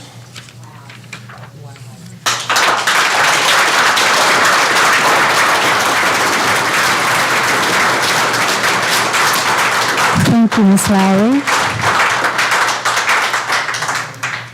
Next, we have Kelly Ford.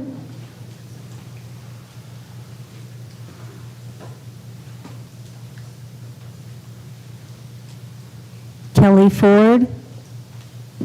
She left. All right, thank you. Next, we have Craig Mayberry.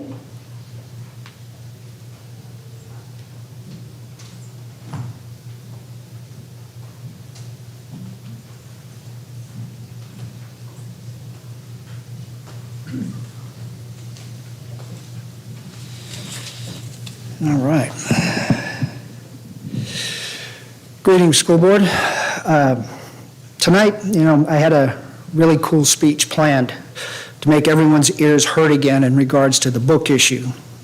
But however, in view of the tragedy that took place here before our very eyes on June 2nd, the book issue, and frankly any other issue for that matter, just automatically became moot.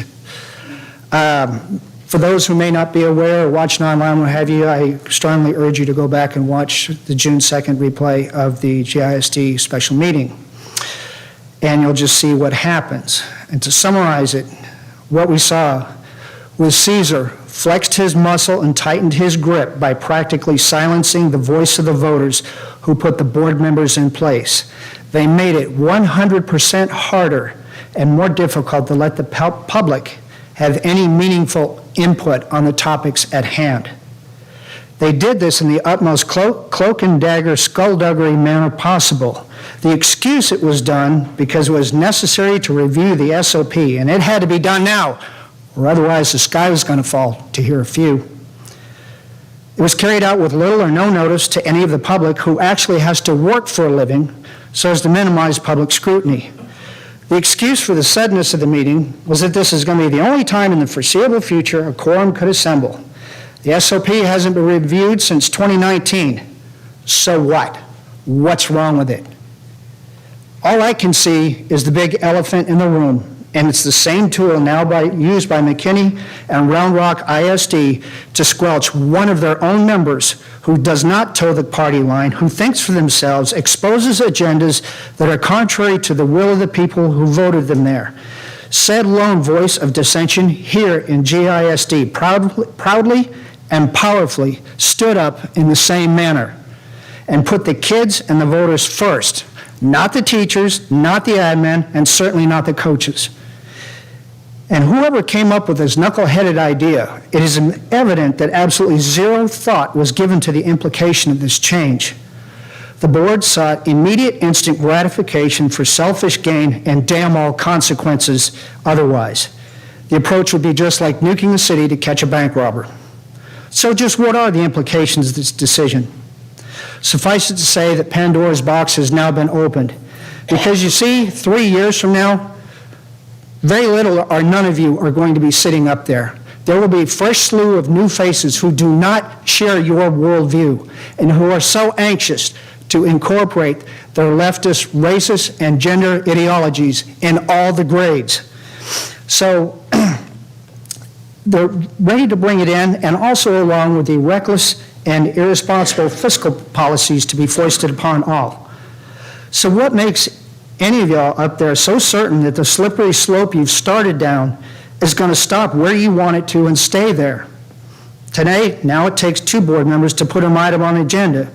In due time, it'll be 3 and eventually 4 to create unopposed coalition. Then public inquiry will become a mere window dressing to placate the masses into the illusion they actually have some kind of voice in the matters. Then magically, the streaming of these meetings will become sporadic, and then they'll cease due to the name of technical difficulties or budget cutbacks. The list goes on. And I will end with this disclaimer. I really and honestly hope everything I said is wrong. I really, really do. I genuinely invite anyone on the board, all of you or any one of you, to discuss the strategy and the logic behind me with me over coffee someday. However, me of such great faith, I ain't holding my breath. Thank you.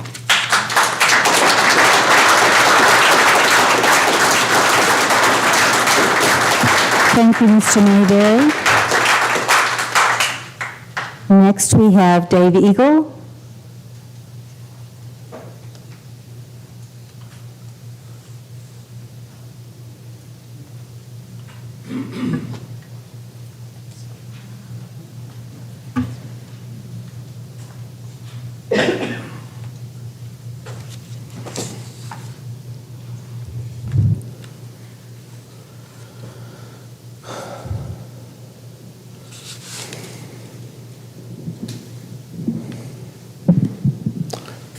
Madam Chairperson, board members, thank you for allowing me to speak. My name is Dave Eagle. I am County Commissioner here, Precinct 4, and I have some concerns that I want to air. And I'm interesting that Mr. Mayberry was in front of me because I want to talk about some law. Your last agenda item for June 2nd showed that you were going to go into a closed session under 551.071, consult with board attorney, and then you slid over to 551.074 for personnel matters. I'm not sure if you were trying to relate the two together, but I just wanted to talk about that because when you went into closed session, you were back there for an hour and a half. I told you when I was at the podium that day that it was illegal on its face, that the way that agenda was worded.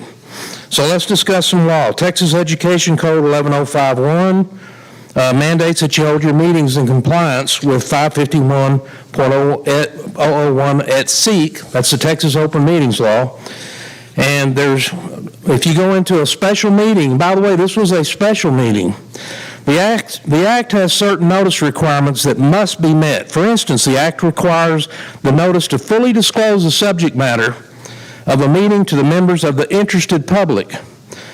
And I'm going to call your attention to Texas Attorney General Opinion number JC-0057. It was rendered May 26, 1999. There's a lot of case law cited in that opinion. More specific notice is required for subjects of special interest to the public than routines. That was not a routine meeting. That was a special meeting. Again, Texas Attorney General Opinion JC-0057. Since this was a special called meeting on a Thursday at midday, I will assert that more specific notice should have been given. And by the way, JC means John Cornyn. I'm going to take just a moment here to let you know that I graduated St. Mary's University cum laude. I clerked for John Cornyn back in the mid-90s. So to give you some of my credentials, I also have an MBA. And I'm a member of the John M. Harlan Society of St. Mary's University. Just to give you a little bit of credibility for my background. Anyway, let's talk about how the agenda item is worded and illegal on its face. The agenda item talks about attorney consultation, and it's implied about a personnel matter. You can't do that. There are specific statutory reasons for it to go back there in a closed session for an attorney opinion. When the government body seeks the attorney advice about pending or contemplated litigation or a settlement offer. That's it. Maybe you were talking about litigation, I don't know, but you didn't notice it that way. So the next question is this: why did you go back there to seek legal counsel? I don't know. Because if it was for personnel, that was an illegal meeting. So what did you consult with the attorney about? You at least need to give the subject matter if it wasn't a personnel matter. And if it was a personnel matter, then you need to name the person that you're going to go back there and talk about. So this board is subject to the Texas Open Meetings Act, and I'm just going to do a hypothetical here. Let's say you went back there to talk about Jeremy Glenn. He is entitled to have his name on the notice so that he can say, wait a minute, I don't want to go back there and have a meeting in secret about me because I want you to do it out here. So I assume that you didn't talk about him, or he might have been able to demand to come back out here. But it's essential that on a special notice, a special meeting, that your notice requirements are heightened. So I'm going to submit to you that I would appreciate, well, let me go to this.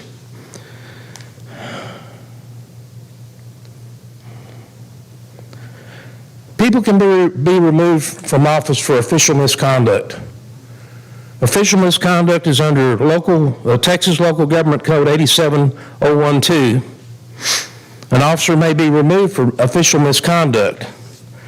Government Code 551-144 prohibits a member of a governmental body from knowingly calling or aiding in calling a closed meeting that is not permitted by the Open Meetings Act, or participating in a closed meeting that is not permitted by the Open Meetings Act. Violation of 551.144 is official misconduct. I'm not saying that anybody's done that, but I would urge you to take a really hard look at the Open Meetings Act, especially when you're planning to go into a closed session. And I'll leave with this. The Texas Association of School Board has just published their latest version, January of 2022, Open Meetings Act, Public Comment and Other Rights of the Public. It's 13 pages. And I would urge you guys to really take a close look at this. And I'm not saying anybody did anything wrong, I'm just saying what if. And if anybody wants to talk to me about the Open Meetings Act, my door's open. I'll be glad to talk to anybody that wants to talk about it. Thank you. Thank you, Mr. Eagle. Next, we have Seth Ritchie.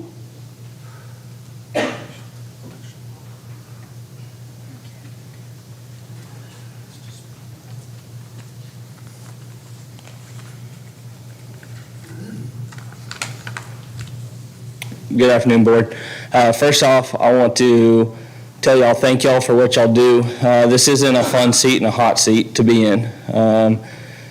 I'm here to speak on something completely different than the literature that everybody else has been speaking on. I'm here to talk about security within the school district. First off, I want to touch on, I have background in military, law enforcement, and specialized tactics. And I've also have a different viewpoint. I actually come in and I have helped train y'all's staff with the security. I've actually been there in y'all's hallways teaching, training, and trying to help make them proficient due to the fact that it is a serious matter. We can talk about how important this literature is, and I'm not discrediting that at all. But just as important that is, we have to make sure that they can get from K to 12. And that's on us as a community. And then that's where the community has to come to y'all, because y'all help make those decisions. But the community has to be involved too, because we can't complain about budget if we're not willing to pay and have adequate protection for students. So that's where I put the fault on the public as well, that we're going to be mad about money when you cannot put a price on a child's head, okay? So I'm not coming here to belittle anybody, to be upset with anybody. I just hope that maybe before this next year kicks off, that I would encourage y'all to maybe address and see where we can improve. Here recently in the newspaper, there was a story within the security. And I will be the first to tell you that Granbury ISD has a very good security team, okay? The people I've trained are very knowledgeable and they're willing to learn and put in hard work.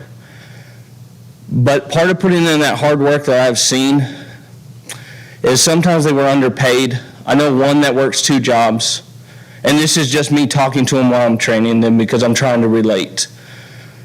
So it's hard to retain knowledge and professional people that you want defending the students within the school on a lower budget. And that's where I also put the citizens to say that doesn't need to be a budget issue. Safety should never be a budget issue. However, that's the world we live in. If you want to go buy anything tactical, they up the charge because it's tactical. And sometimes tactical is what people think is scary, or it looks scary, but it's a scary world, and we have to do what we have to do to protect the students. When we were doing some training exercises, we used younger adult males to walk within the school without anybody, as far as the security training, where teachers didn't even address them as they walked through the hall because they're too busy with their day-to-day. And I think that's where we could also help train the teachers to recognize who's the abnormal person in the room. Those teachers have a heck of a job, and we put a lot on those teachers as communities. But we also have to be able to support those teachers by giving them the knowledge and the ability to train and understand how to pick out the different person in the crowd, who's not making eye contact, who is just walking through, and who could be looking suspicious. That could be helped on so many levels, and I'm not telling y'all one way to go or not. All I ask is that y'all would take a look at that and figure out where y'all can address that this year to make sure that it is safer for everybody to attend the schools that we love and cherish.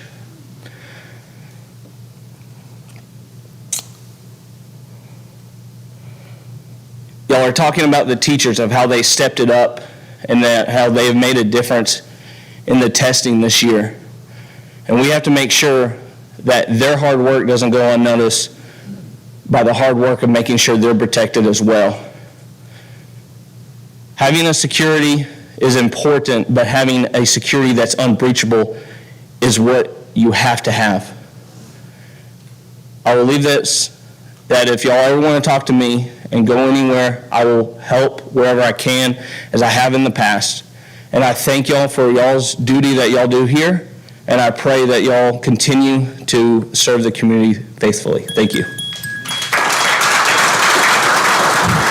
Thank you, Mr. Ritchie.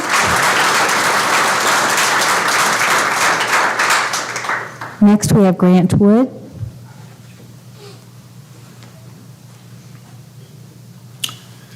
Thank you, President Townsend, trustees, and superintendent for the opportunity to speak to you. My name is Grant Wood. I live in Granbury, 2315 Lakewood Court.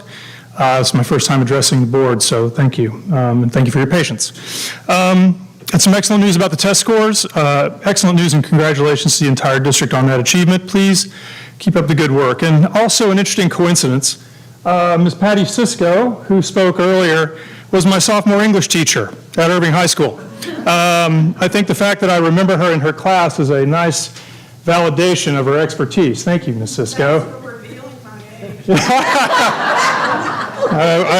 Sorry about that. But on a more serious note, I come before you to reiterate a warning that I'm sure many of you have heard. There is a steady and tenacious effort to undermine public education, not just here in Granbury, but in many school districts across Texas and the United States. That threat is from a small group of political activists that continue to look for and whip up discontent and dissatisfaction in the administration and educators. I have just a few quotes from, for and about our founding fathers on public education. America's public schools developed because after the Revolution, Americans realized that leaving education to parental whims and pocketbooks created vast inequalities and could not ensure an educated citizenry. This is from an article by Johann Neem on the Washington Post. The United States is an experiment in democracy unlike anything the world has ever seen, turning away from government dominated by elites and hoping that the common man could rule himself. If this experiment had any chance of standing the test of time, the nation needed far more schools to prepare everyday citizens for self-government. As James Madison, the father of our Constitution, remarked, quote, "A popular government without popular information or the means of acquiring it is but a prologue to a farce or a tragedy."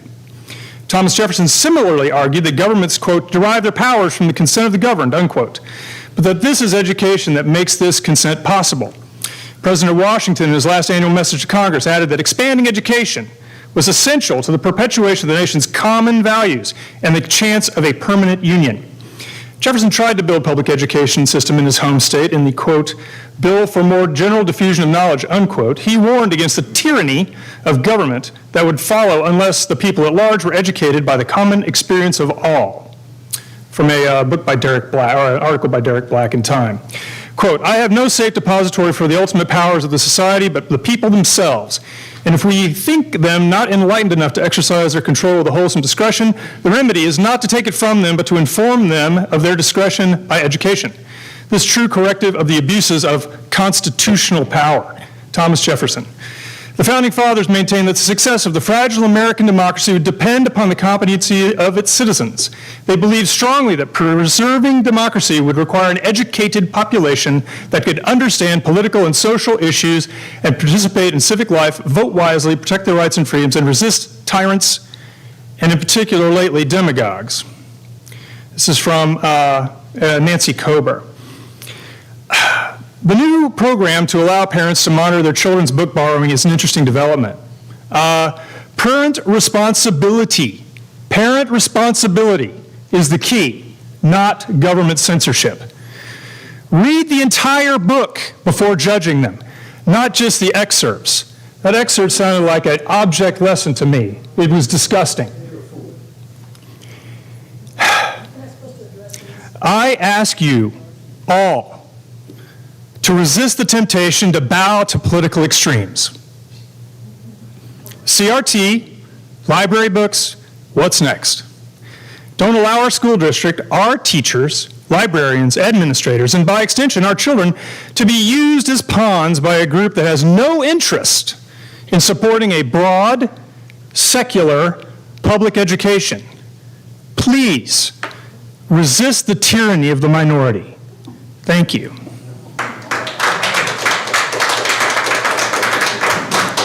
Thank you, Mr. Wood. Next, we have Janie Walker.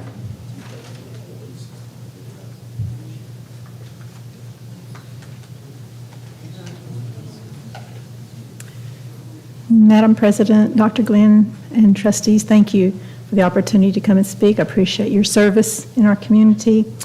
My name's Janie Walker. I've lived in Granbury over 40 years, and I have a huge investment in the school district and the school system because I have 3 grandchildren who are in the school system now, 1 in high school, 2 in the middle school, and also 2 that will be starting in kindergarten this year. My desire for my grandchildren is to hear, so that they can hear and learn the truth in their classrooms. Truth about our history, our science, math, literature, etc. What is truth?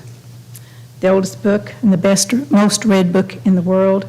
The only reliable source of truth available is the Holy Word of God. Jesus said, I am the way, the truth, and the life. And then Jesus said, God's Word is truth. Apart from God's Word, there is no truth. I pray that God's Word will be available in our schools and its principles lived out by those who read it and come to believe in the truth. Isaiah 48 says, the grass withers, the flower fades, but the Word of God shall stand forever. Psalm 100 verse 5 says, for the Lord is good, his mercy is everlasting, and his truth endures to all generations. And then Proverbs 1:7. The fear of the Lord is the beginning of knowledge, but fools despise wisdom and instruction. What is the fear of the Lord? Reverence to our holy God, our Creator, the one true living God. Proverbs 14:26-27 says, the fear of the Lord is strong confidence, and his children shall have a place of refuge. The fear of the Lord is a fountain of life, to depart from the snares of death. Proverbs 15:33, the fear of the Lord is the instruction of wisdom, and before honor is humility. Proverbs 3:13-14, happy is the man that finds wisdom, and the man that gets understanding. For the merchandise of it is better than the merchandise of silver, and the gain thereof than fine gold. Proverbs 11:11, by the blessing of the upright, the city is exalted, but is overthrown by the mouth of the wicked. What we want for our city is for it to be exalted. Righteousness will exalt a city. And then Proverbs 14:34, righteousness exalts a nation, but sin is a reproach to any people. And the first commandment that Jesus gave us is to love the Lord our God with all of our heart, soul, and mind. And the second is to love our neighbor as ourselves. May our city be blessed as students learn to honor and fear the Lord and love one another. I pray that God will give wisdom and godly understanding to each of you on the school board, that every decision you make will be for the welfare of our students, future leaders of our community and America. And then I'll end with Romans 15:13. Now the God of hope fill you with all joy and peace in believing, that you may abound in hope through the power of the Holy Ghost. Thank you. Thank you. Next, we have Greg Harrell.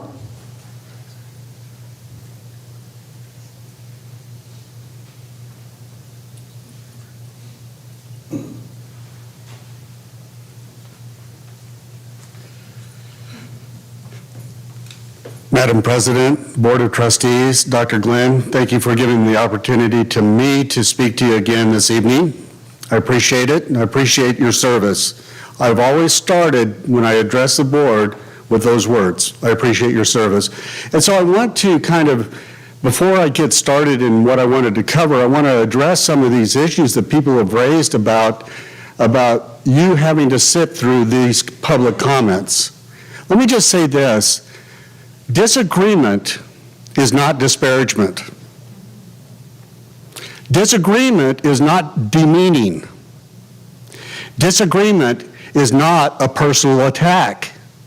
We can disagree, for sure, and we can get along,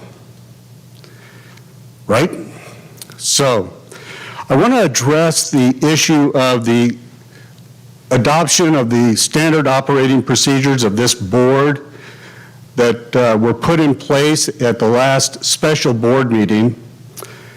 I didn't get a chance to address you during that meeting because I was out of town, and the meeting was called so quickly, and actually we were told, I have to tell you that we were told that the meeting was not going to be anything special. Really, there was not going to be any kind of real business conducted at this special meeting. So I thought, okay, well, and then I received a report after the fact about what had been done during the conduct of your special meeting. So I got to see the special meeting in the context of viewing it after the fact. And so when you view a meeting after the fact, when you have that context in place, it's really easy to kind of see things that maybe would not have been seen during the meeting itself.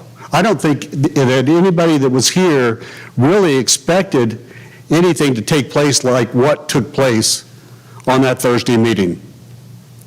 Having said that, I watched the meeting, and all through the meeting, one of the things that struck me was how many times people on the board told the public and claimed that there was nothing going on here. Nothing is taking place. Nothing is happening, just move along.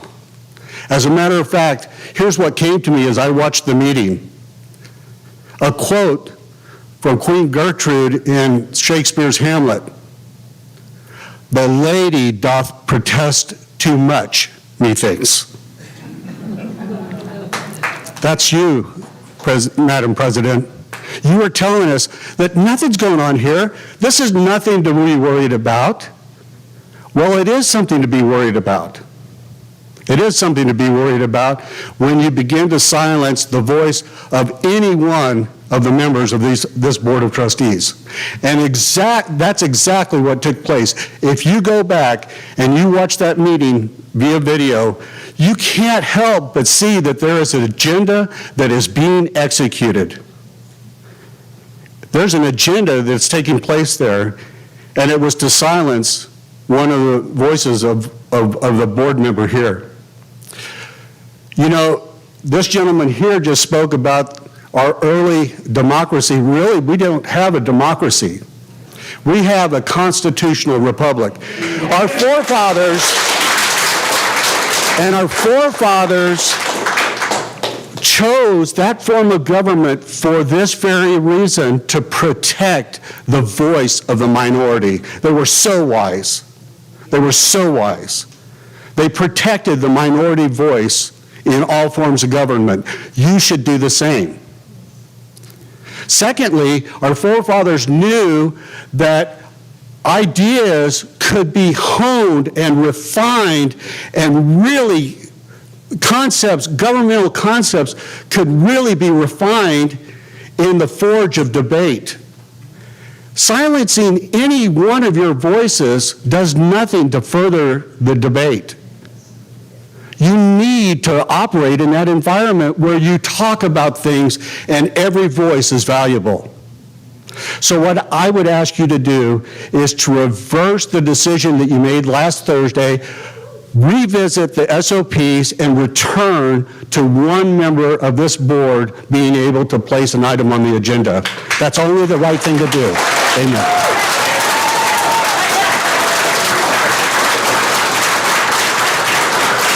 Thank you, Mr. Harrell. Next up is Monica Brown.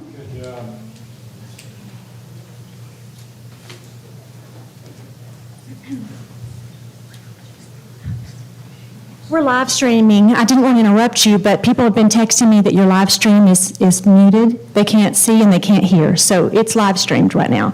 That's why I'm doing this the whole time. And I didn't want to interrupt and say, but I had multiple people message me and say we can't watch it, but I didn't know how to convey that without looking like I was being disruptive. So I'm being a little bit disruptive by doing this, but that's just to get it recorded. Okay. Thank you for letting us know that. I did not know that. I know, and it doesn't look good that me sitting there doing that, but that is what I'm doing. So, and some people thank me for it who want to know. I'm a community member, so I'm Monica Brown. I don't like putting my address out, so I never do. And although it's already in public records and phone number and all that kind of stuff. But I appreciate what was said tonight.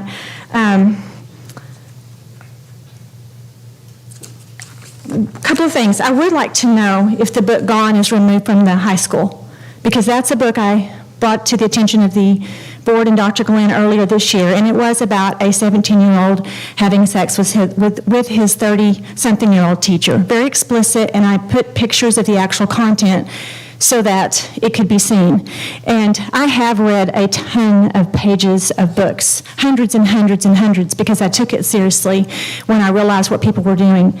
Now, I know that this little brochure right here talks about, this is the one we get at the meeting, and it says if you want to complain about an individual school employee, you do it through a form. And it says to ask the secretary. Would that be you? No, I'm sorry, it would be Dr. Glenn's secretary. Okay, so I need to find out about that, because it still upsets me. It's still a jaw dropper for me that we had principals, librarians laughing about some stuff and putting it back. So we had 133 books we were called to pull out and review, and we did, but as you know, it was done in 2 meetings. 100 of them went back to the library with less than 4 minutes per book, and they were not reviewed in any decent or professional manner. And that was an employee who led the meeting. I'm not mad at her, but my mouth is still dropped. My jaw is dropped over it. Why that happened. And did we do anything about it so that won't ever happen again? Because right now I have 10 books that I have challenged. I have requested reconsideration, and I already know there's a district person in there, and there's like 4 or 5 other employees, and then 2 parents. So I do applaud amazing things going on in this district. I never wanted it to seem that way, but I did get stuck in a really bad situation by allowing myself to be nominated to the book review committee. So when I saw the content and I saw your well-paid, educated employees nodding their head and smiling and saying yes to sexually explicit books, not to mention books that are inappropriate for children, age inappropriate, educationally useless. I'd like to know, when I get that letter from the principal from the high school and Acton Middle School, I'd like to know, if you're going to keep the books, tell me how they're educational. That's a big question. I talked to a teacher who said, we don't even go in the high school library. Why? Because we have to, as teachers, require that if we're going to show students something that's PG-13, we have to have parental permission. So why in the world would we take 15 or 20 kids into the library, look for resources that aren't there? This is not my words. I'm really speaking more for a couple of teachers tonight that contacted me and said, we can't go in there because if they pull out this stuff that's literally the bigger part of the library, fiction, non-educational material, NC-17, if you were to label it like a movie, that teacher will get in trouble for that. They can't even show a PG-13 movie without parental consent. And they're not going into the library. And they said that started when the new building was built, which I don't actually know when that was. But when all those things came in, teachers who did have morals and values and wanted to go in there to teach something, they said the resources for teaching are not there. I'm almost out of time, but I probably will just forward this to you later. The heart of some of the teachers, they do feel trust has been broken. They won't speak up because they watch what's happened to us. And I'm truly not, I was a little aggravated with you, but everybody else, and I'm I'm just trying to say, you pulled me out and said something that wasn't true. And I would have loved it if you guys had reached out and said, hey, I'm sorry about that. He lost his temper. Our upset is more about what we read and what we saw. And when you read it, the first response is intense emotion and feeling. And I imagine, Dr. Glenn, some of the things that happened to you earlier this year when you expressed yourself and got in trouble for some of what you said, it might have been because of the poor content. I know my time's up. Someone entrusted me with their thoughts. I would like to give them to you later. And in writing, I'll do that. And hope that you can find time to read it. And I hope that you know our heart is not trying to be pitted against you, but we do feel that you have the authority to step up and to make the decisions, not just to put it off on a brand new employee. Thank you, Ms. Brown. Ed Elder.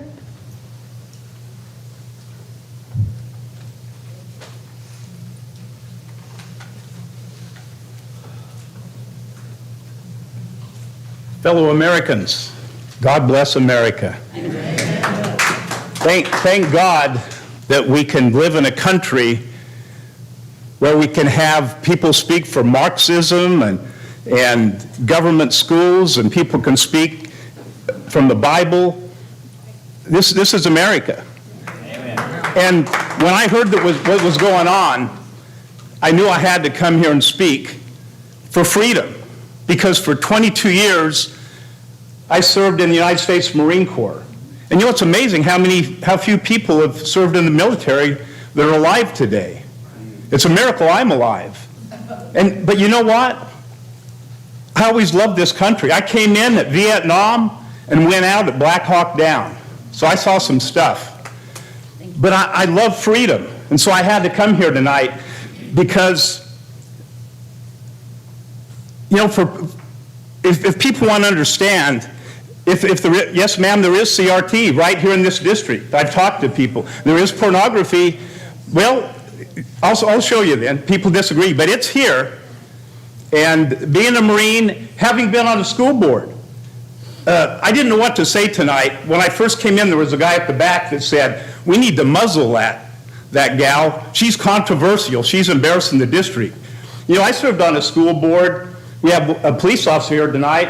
When I got on the school board in a very liberal part of the area, that's why I came to Granbury, we had a lot of police because I wanted to allow teachers to be able to teach creationism and evolution, and then to decide free speech. People came from all over the United States, witches' covens, people threatened my life, people tried to kill me. So I know what controversy, and the guy at the back of the room, I don't think he's here now, he says, she's controversial. Man, I love controversy. I love controversy, because that's a competition of ideas. But we see in our country now, at the highest levels, right now we have a congressional committee that didn't allow both sides. Muzzled. That's what this guy said, we need to muzzle her. I said, like a dog? Muzzle her. Well, that's what they did to the Republicans.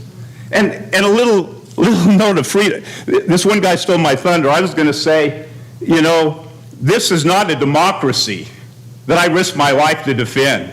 It's based on free speech. We don't need no ministries of truth. It's free speech, which we've had tonight. And I tell people the difference between a democracy and a republic is, in a democracy, you have two wolves and a sheep voting who they're going to have for dinner. That's a democracy. And you want to talk about controversy? Look at what's been going on with Trump for 2 years. What's the difference between all this Trump stuff and a cow? They can milk the whole Trump controversy for years, 24/7. You can't milk a cow 24/7. So I love controversy. It's a fact of life in a republic. They don't have it in communist China. They don't have it in Cuba. They don't have it in Russia today. And we're about to lose it here.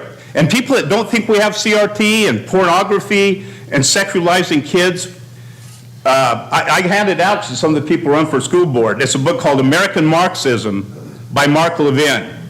That tells you the agenda and why it's there, and it is here, right here in River City, or Lake City, Granbury. It's here. As far as one person standing up that you try to shut up, I was one of them, both in the Marine Corps. I had to retire as a major because I batted heads with the Clintons. They've got a body count. So they forced me to retire as a major, but thank God I did retire, but I've never quit fighting for freedom. From when I first went in, patriotic, Vietnam War, the Black Hawk Down, and Bill Clinton screwing that one up, but whatever. But one person, what can one person do? One person has alerted us to what's going on here. This travesty against our freedom. This outrage right here in Granbury. One person's alerted us. But let me tell you what else one person has done. William Wilberforce stood against slavery in England, and it spread to the United States. One person God raised up. And people that don't think religion's important, every hospital, charity, everything that's been done that glorifies real quick. Florence Nightingale, modern nursing. The early nurses were prostitutes. Everybody know that? She stood alone. Dietrich Bonhoeffer stood against Hitler. And my favorite modern day guy, Lieutenant Colonel Scheller.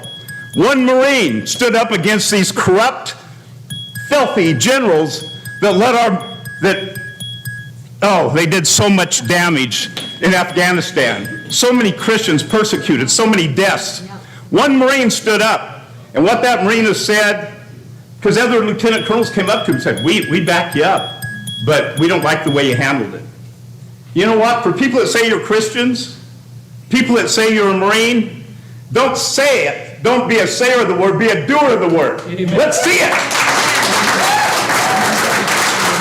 Stephen, they stoned Stephen with rocks, and his countenance showed before everybody. I'd say there's one person in this room tonight whose countenance is glowing like an angel.